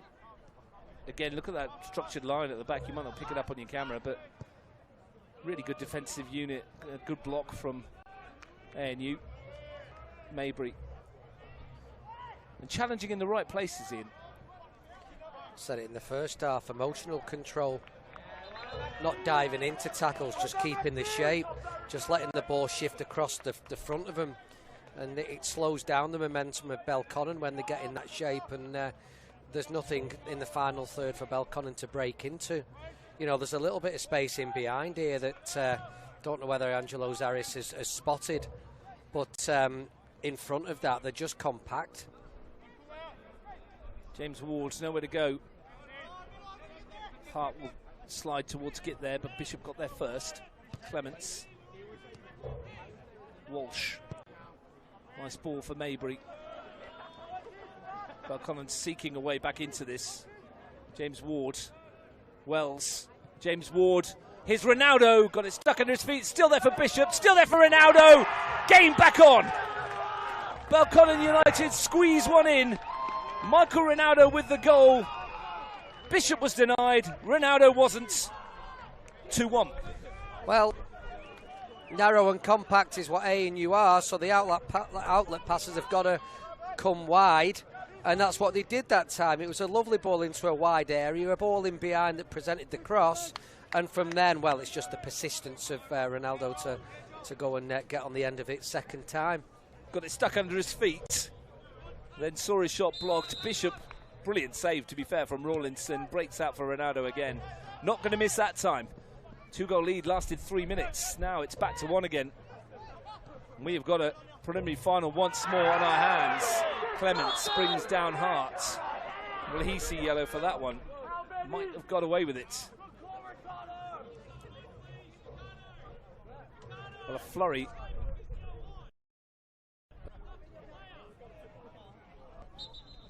Jake Hart's been sat on here, but I mean, he's also just been a bit clever. Can take the momentum out of Belconnen here with them getting the goal and just slow things down a little bit for ANU. Beautifully worked goal, wasn't it, from Belconnen United? Kind of football that saw them win the league. Created it wide, little passes, intricate balls in. And a bit fortunate towards the end, but you make your own luck. Once it's in there, it becomes first to it, though, doesn't it? You've got to get in there in the first place. And that's been the issue with Belconnen getting the ball into that final third and having an impact with it. But on that occasion, they certainly did. Lucky number good goal. Yeah, lucky number 7 for Mikey Ronaldo. Prior to that, the 6 Belco goals scored against ANU have been netted by half a dozen different players for the Blue Devils. ANU have now conceded 9 times in the last 6 games. Belco have conceded 6 now in the same span. Jacob Hart's going to have to go off here because there was no cards. And you will take this free kick with 10. But as you say, in the momentum, maybe just a little bit slowed. And they get the ball back. So that drops Belconnen off. Grace to lift it in towards the penalty area. Not his best moment of the afternoon. Probably his least. He's been pretty impressive up to that. Maybury got involved in that goal, didn't he? Zach Maybury from fullback. Ryan steps in. Little trying to help it round the corner. Quite off what come off for ANU on that occasion. Should hope.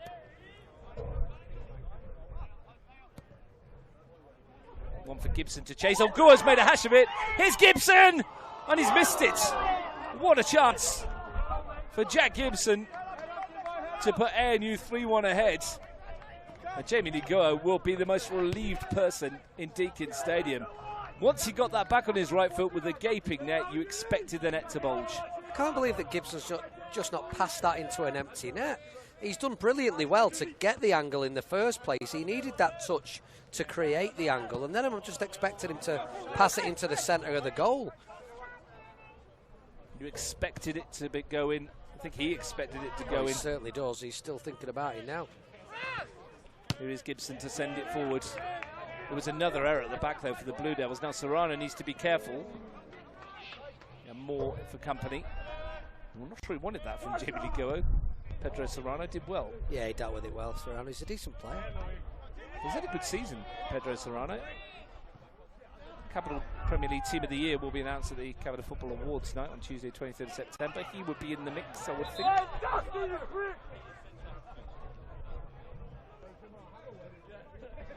Walsh, again, moments. You look back at that one that was cleared off the line, and that one for Gibson. Here he goes again. Kopetitz back for O'Neill. Kopetitz also a player who's impressed me today. He gets through some work, doesn't he? Yeah, he does, and he sits nicely in that as that 6, but very good on the ball. Gibson with Baird. He's happy to get forward and leave his midfield player. Here comes some Mottle. Serrano got there first. Again, in good positions as the ball drops. Moore. Almost an opportunity. Yeah, the crowd are enjoying this one, Russ. It's a bit noisy down here, either side of us here. I think ANU might have made a substitution there. Well, they haven't, my apologies. I was looking at my stats for a moment because we talked about Jack Gibson's 19 goals this season. He has got 4 in the reserves as well. So he has got 20 plus. Resis don't count, mate. Got his 4 in one game. They beat Walker City Wanderers away 8 goals to 2. So he should. And he bagged 4 down there. Just to get his eye in, perhaps. Yeah. Bishop. Looking at the angle ball for Walsh. Not going to be able to get there. Rawlinson scoops it up. Comfortable for him in the end.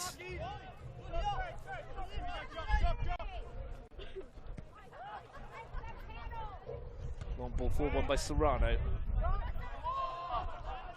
Belconnen girls coming watching Belconnen blokes. It's good, isn't it? Yeah, there's a few of them around. Is he Iron Marsh? Who is it? Pearl Teen? Annika Corrie was there as well. Annika Corrie, what a season she's had, by the way. We'll see them in action next week in the grand final.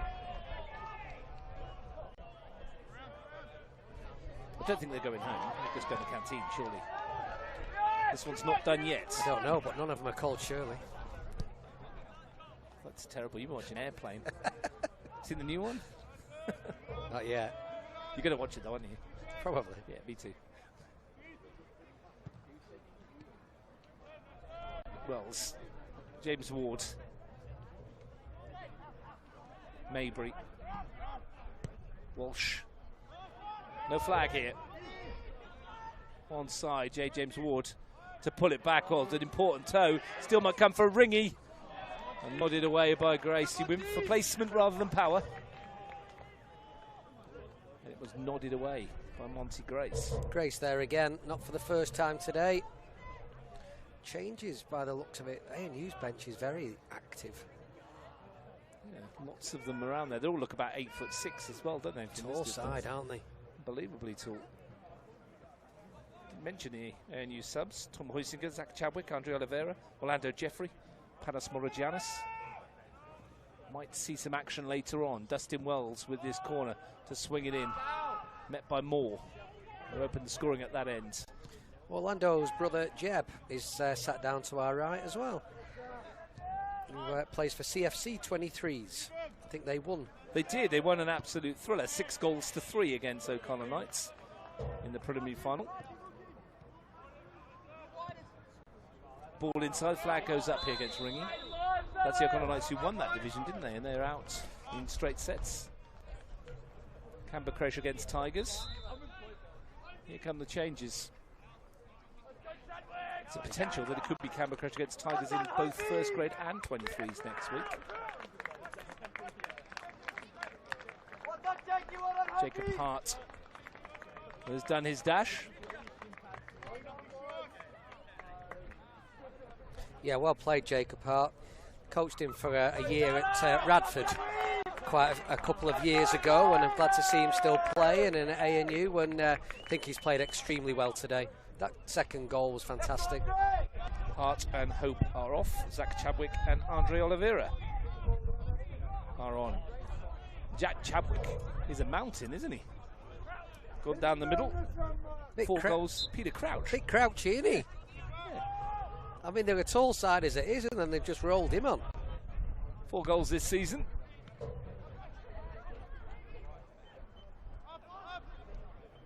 It was mentioned it could be Croatia versus Tigers in both grades. Panthers will have something to say about that. It could be Belconnen versus Croatia in both women's grades, but Canberra Olympic will have something to say about that tomorrow in both those matches. You can watch the women's preliminary final and in the reserves our first team tomorrow on Canberra Football YouTube, or get yourself down to Strider Park. Entrance will be free. 2 brilliant games. I'm looking forward to those. Should be some good football. Yeah, looking forward to those games tomorrow. Sure, Frank Keisha, I think, is or was watching this game, so we wish Frank and his Olympic team all the best tomorrow. But, of course, there's a fair few Canberra-Croatia girls that we know as well, very well, and we wish them all the best too. Yeah, it'll be interesting to see what's happening there tomorrow. Meanwhile, Kai Smith is going to come on, and it's Tapara Ringy, the substitute, who's going to be substituted here, which is interesting. You only get half an hour in him, or is he? I don't know. That's odd, isn't it? An odd one, yeah, but there must be a reason. Tapara Ringy straight down the tunnel to get changed.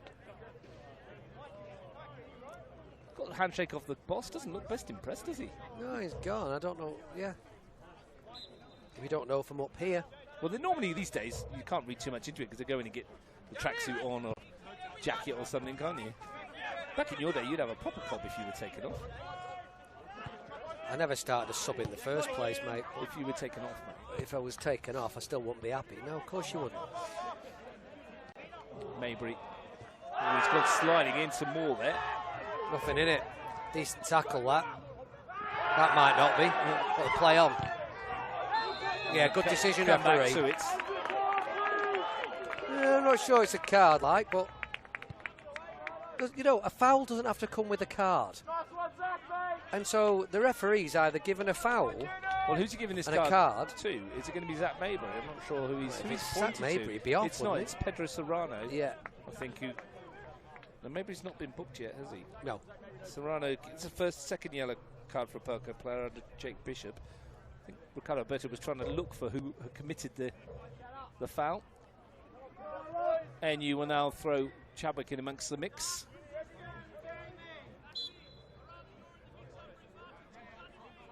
And they'll take this free kick. Switched in towards Chadwick. Bounces off the turf. Had a little bit of a shirt pull there, didn't he? Nothing much into it, though. But this is building up towards... It's a lovely ball. A cracking last 20 minutes. Ball.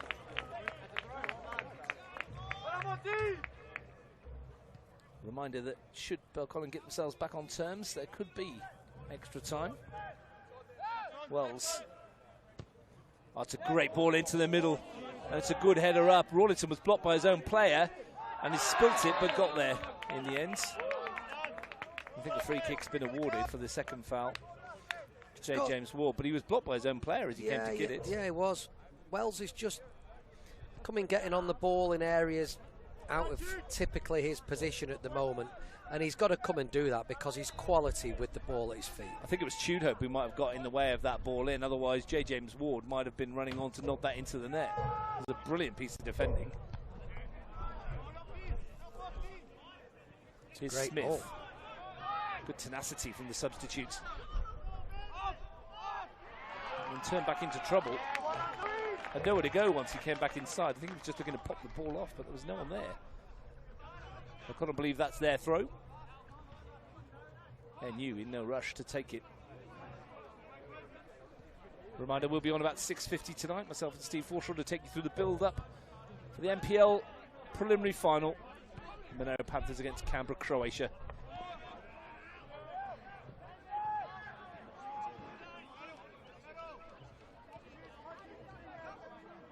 That Maybury's throw.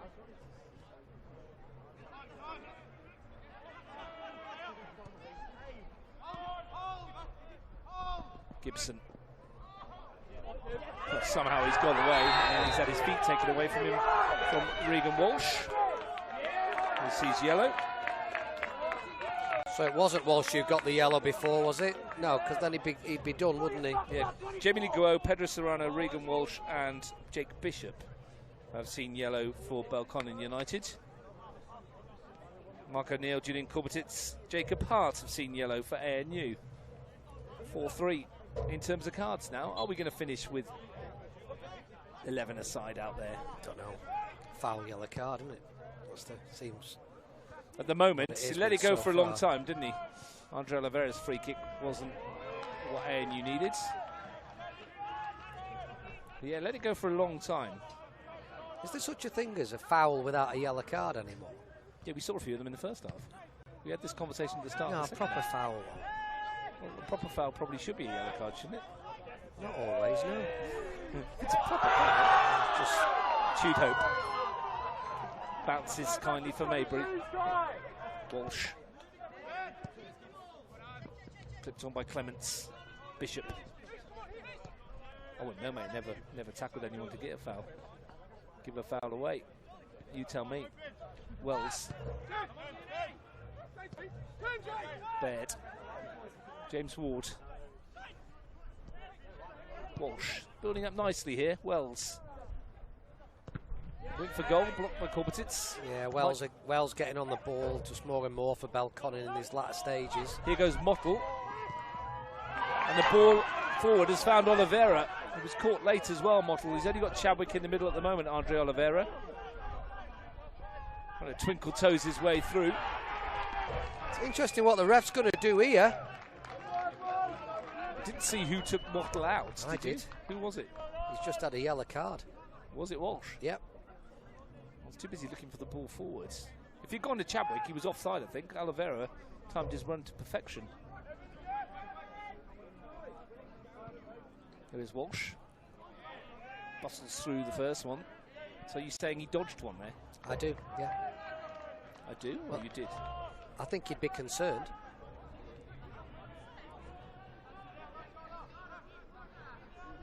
Chadwick.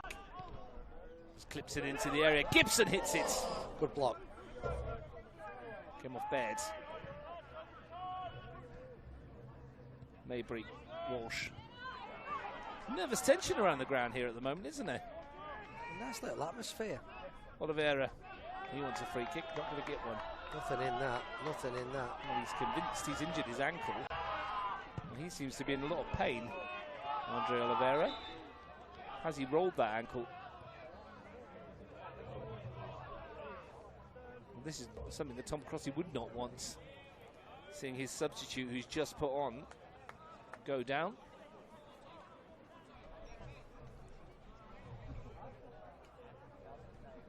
I wonder if he did roll his ankle or whether there's just a element of eating a few seconds up here.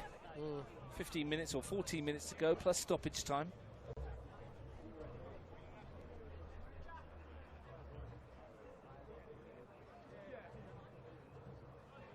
They're asking for a substitute here. So it must be a lot worse than we thought. Did you see anything in the tackle, or was it just the way he landed? Maybe he just rolled his ankle.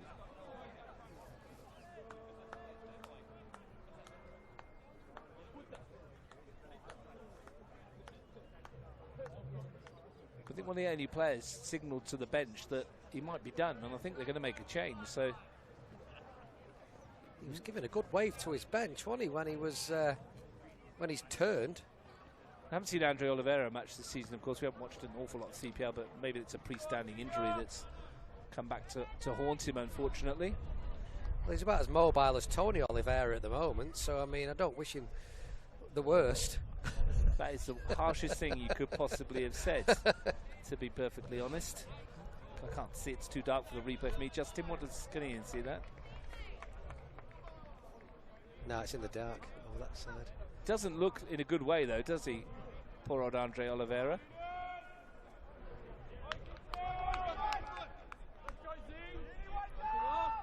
And Tom Huizinga is the replacement. So they've substituted a substitute now as well, ANU. Poor old Andre Oliveira only saw about 10 minutes of action.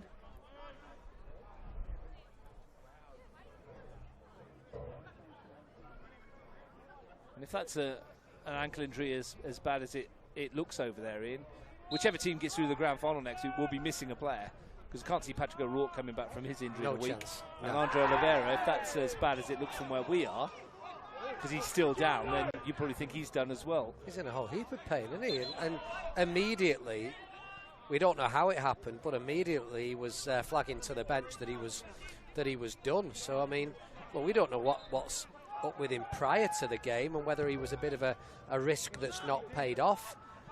But yeah, look, we hope it's not as bad as it looks from where we are. But he ain't moving.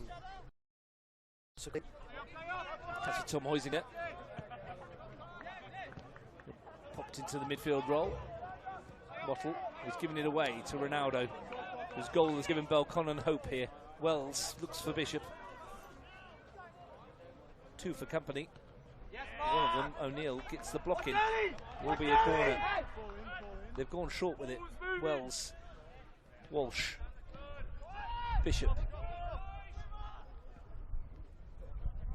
Comes off O'Neill again. Still there for Bishop. Walsh.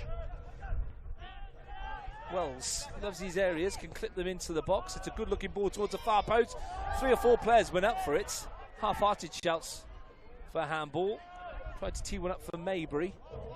O'Neill's head away. Comes out for Wells. Just clips it back in for Clements.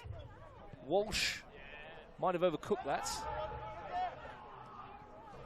Kai Smith will claim. Back for Maybury again. Room for Smith to have a go. Oh, it wasn't far away. Might have taken a nick. it certainly did, yeah. It changed the direction of the ball for sure. Put it, good pressure this from Belconnen as they seek that equaliser.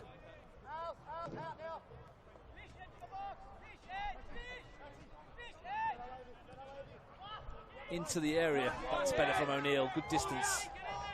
Bishop. Walsh. High and hanging, inviting Rawlinson to come. Didn't get there. Serrano did. Oh, it's come to the post, I think. On the far post. I'm not sure how it stayed out. Decent ball from Regan Walsh. That was the first thing. Those deep areas, they've got players there. I don't know why there's no rush. I don't know why the keeper. We're going to come back for a free kick. I'm not sure. There's a yellow card here for Regan Walsh. Well, that's his second. Who's already that's been his done booked. that. I don't think it was Walsh, was it? Well, he got a card a moment ago, did he not? And it is a... Oh, he's taking it off him. And he's giving it to Isaac Clements, who it was. I thought that was a bit harsh for Walsh. At least they've got that. Regan Walsh just crossed it. Isaac Clements gets a yellow card. Yeah, maybe more likely to be him. The only person out there at the moment for Belconnen that's not got a yellow card is you. Gotta give myself on just to join in. 5-3 at the moment in terms of cards. They've been coming out a lot in the second half.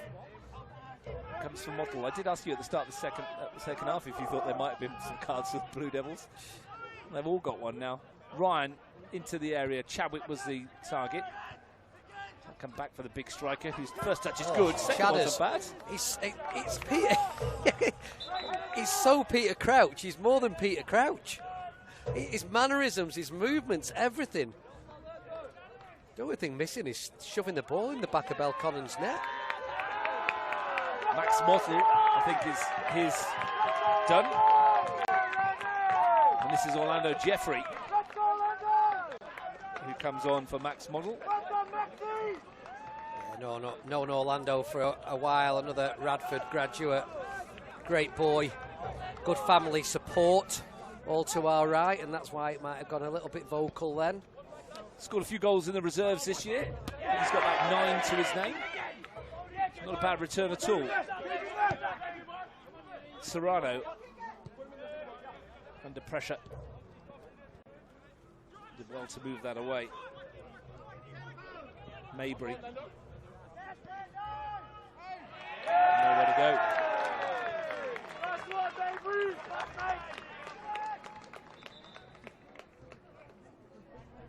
Belconnen counter with a change of their own. Looks like J. James Ward Might be waking his way off the field. Eddie Coggan coming on. Former Premier League striker with Tuggeranong United. I think that's what they've been searching for quite a while now. I'm surprised that Eddie Coggan's not come on sooner. Out and out forwards. Yeah.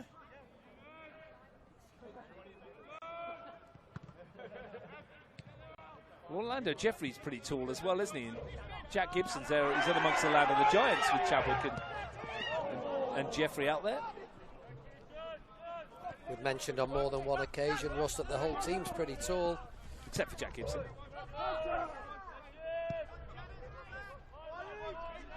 Serrano.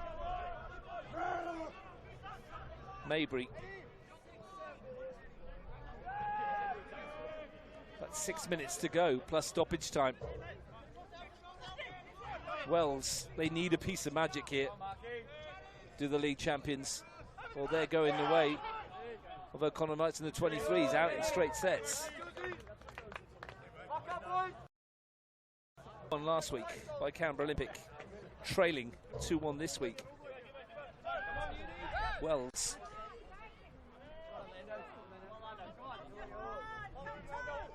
Still going, Wells. Baird's ball in. Away by Grace. Helped on out further by O'Neill. Bishop. Nowhere to go. That across.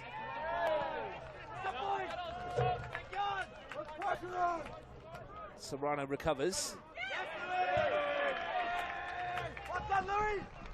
Louis Ryan's challenge, every tackle from a ANU perspective is getting a cheer from their supporters, as we'd expect at this stage. Serrano goes long. Yeah, the support's been fabulous. Wells, more putting the pressure on Serrano. At the moment, it's left his central defensive position to try and get involved. Wells loses out. Now Gibson might be able to break. He's got Jeffrey up with him. Might have done better to hold on to that and just send that for Jeffrey to chase in. Easy to see from up here, though. And Jeffrey going, instead of running into space, has ran into a player, which gets Belconnen back on the ball. Smith wants to go. Blocked off by Huizinga. Comes to Jeffrey. Tried to release Gibson.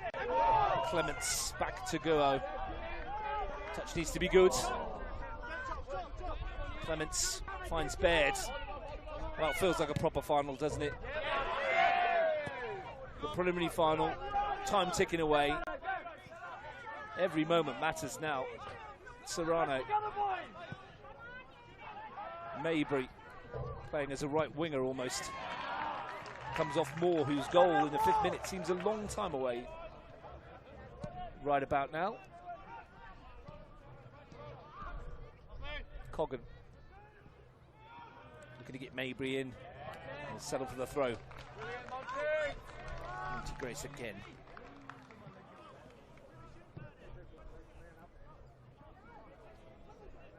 Serrano will try and send this. Clements is going forward as well.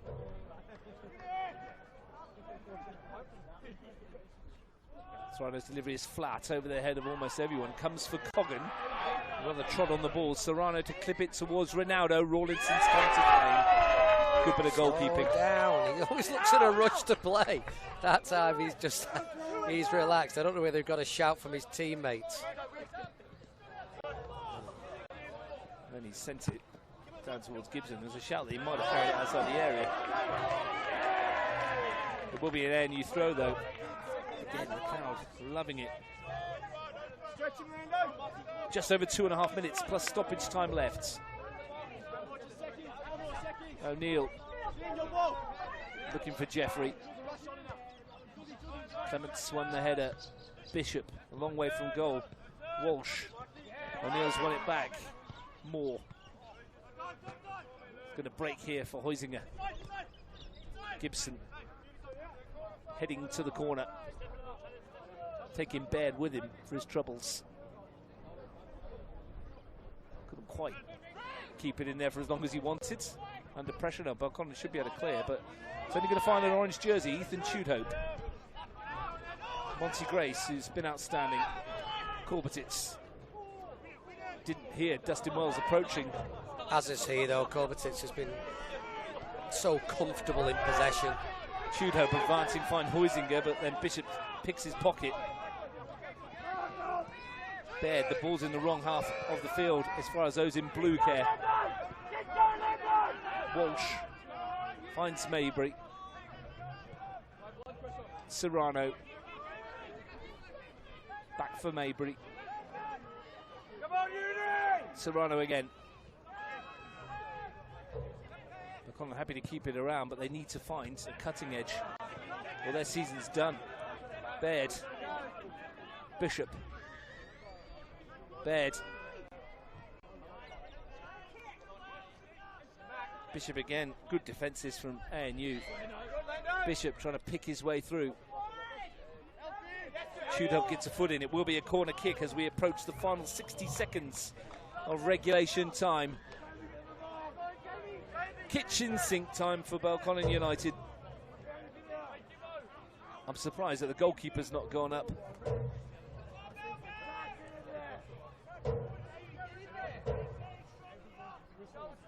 Walsh will take.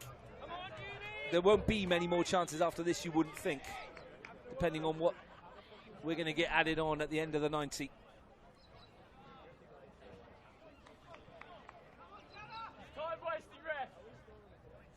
Walsh will take and whip it in with pace. Oh, and that's a bit sore for Jeffrey. There's two players down. Walsh is going to lift it back towards the far post. Serrano climbs highest. Nodded away by Chadwick, doing his defensive due diligence. The referee will stop his watch here. They don't really want treatment because they'll be down to 10 to defend the corner. Yeah. Well, looks like that's what's going to happen. Is that the rule? Physios have come on, so they've got to leave absolutely. the field. And I think it's Ethan Tudhope as well. And also, it'll be 10v10 because Serrano is getting some treatment as well. So he has to leave the field as well. And we're into stoppage time. Yeah, they'll be frustrated. He's trying to stay on the pitch here. But they both have to go. Have they both gone? Ethan Tudhope's still out there, I think. Yeah, he is. He got some treatment as well, did he not? Yeah, he did. So referee's missed that. that. No, he's gone. He's seen him now. Wow, he's gone off and then come back stay on again. Stay on. I think they're trying to make that point as well. He's still on. Still off the field. What's happening here? Oh, might have got treatment as well. Is it Ryan? I'm not sure what's happening. It's stoppage time anyway. Goodness. Jamie Ligo is up. Clements won it. Ligo is in the box. Mabry dinked in by Wells towards the goalkeeper. Rawlinson got half a hand on it. Ronaldo, it's blocked again. It's Ronaldo once more, and Rawlinson. Tell you what, if he wants to get up, they'll score. For the first time in the 90 minutes, he wants to take his time. When there was no goalkeeper. I lost track of what was going on there. Physio's coming on again. But if Physio comes on, does he now have to go off? Not the goalkeeper. That's... In amongst they get more protection than anybody. And they've got hands to use. Ronaldo had a couple of stabs at it. Kai Smith did as well. Rawlinson did very well. I think he was just throwing himself around, trying to get in the way of things. If he'd gone over his head, there was trouble. Physio can't get on quick enough. If I were Tom Crosley, I'd be like, just slow down a minute. Just walk on. Well, he's not getting much treatment, is he, Liam Rawlinson? She's there with water bottle. Just asking him if he wants a drink. You can have a few of them if they win. He can have a drink now. He'd be okay. But to be fair, he did it. That second stop in amongst that was excellent. He's worn it in his chest a couple of times, he has. didn't he, to his credit. He came a long way to get the first one. He got a bit on it, got enough on it, perhaps. I'm still wondering what was going on with the defender who had to go off but didn't, and then we looked over the other side and there's a player off and we wondered when he's gone off. I think Louis Ryan went off as a... because he wasn't tall enough. Sacrifice. To leave the centre back on. Anyway, with 3 minutes into stoppage time, ANU can launch this one We've probably still got a couple to play. Helped on it's by good Jeffrey. play from Jeffrey. Here's Gibson. There's 3 of them in the box. He's going to send it as well. Why? Serrano. Why is Gibson not just sat on that in the corner? Why invite another attack from Belconnen? Wells needs to pick one of his specials. He's found Maybury. It's not now, it's gone off him. And ANU, that cheer is as loud as it's got all day, even for the 2 goals. It might be slipping away for the league champions. They won the title by 3 points from Canberra Olympic. And that, for most people, is the important thing. This, though, will hurt. Maybury, Serrano, unless there's something dramatic. Last chance now. They've got to get it forward. They've worked it nicely. Wells slides in. But it's brilliant to get there first. Yet again. What a game he's had. Bishop. Can he conjure some magic? Baird. Ronaldo can charge towards the ANU box here. Mikey Ronaldo. The cross wasn't good enough. Its clearance isn't good enough. Gorbatits blocks Bishop's cross and forces him backwards. Isaac Clements into the 5th minute of time added on. Serrano. Maybury. Wells peels away. Serrano outside him. The delivery's not good enough.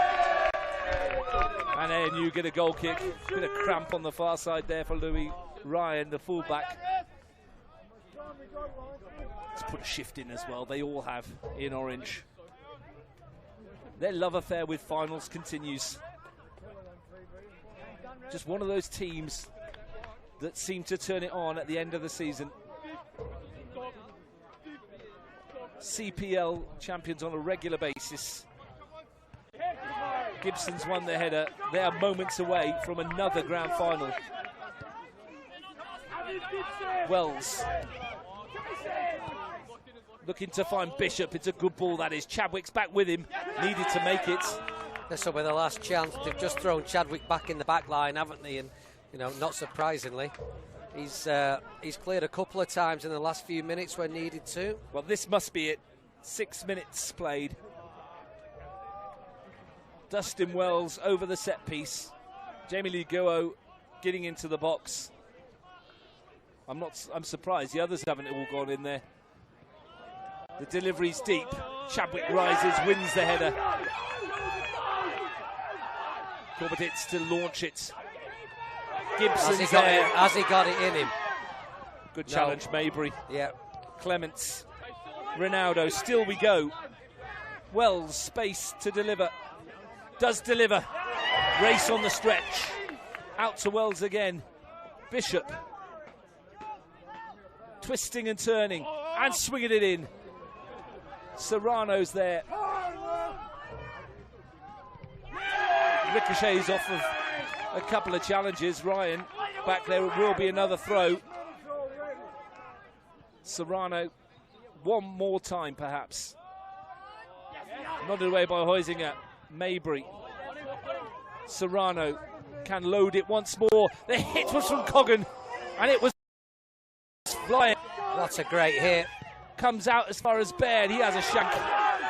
Now Jeffrey can break it away and run for the hills. Run for the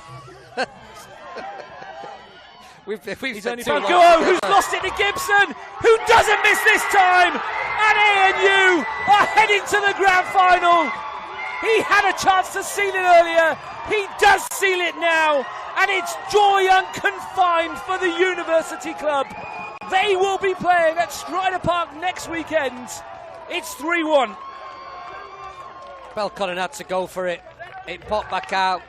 It was put back in, put back out, put back in. And then it fell to Orlando Jeffrey, didn't it? I'm thinking, run for the corner. Ends up setting a goal up. And yeah, brilliant for ANU. The fans to our right have gone absolutely crazy. And yeah, great way to finish the game for ANU. The league champions are beaten. ANU have done it once more. somehow they always seem to find a way. And this afternoon, they've done it in some style. Ian Worthington. What an end to the game. What a game. Thoroughly enjoyable. Two decent teams. Belconnen, you can see why they've won the league. But A&U on their day, they can beat anybody. You know, wonderful, structured, organised performance. Tom Crosley got it completely right, not for the first time. Many congratulations to him. Many congratulations to A&U. Today is their day. They led early through Alistair Moore. The second goal from Jacob Hart came 2 minutes after the same player missed a penalty. Marco Ronaldo pulled one back to give the Blue Devils some hope, but as they threw the kitchen sink at it, Jack Gibson scores his 20th of the season at this level to send A&U to Strider Park next week. Sensational action in the CPL preliminary final. The league champions are downed. It's finished. Belconnen United 1, A&U 3.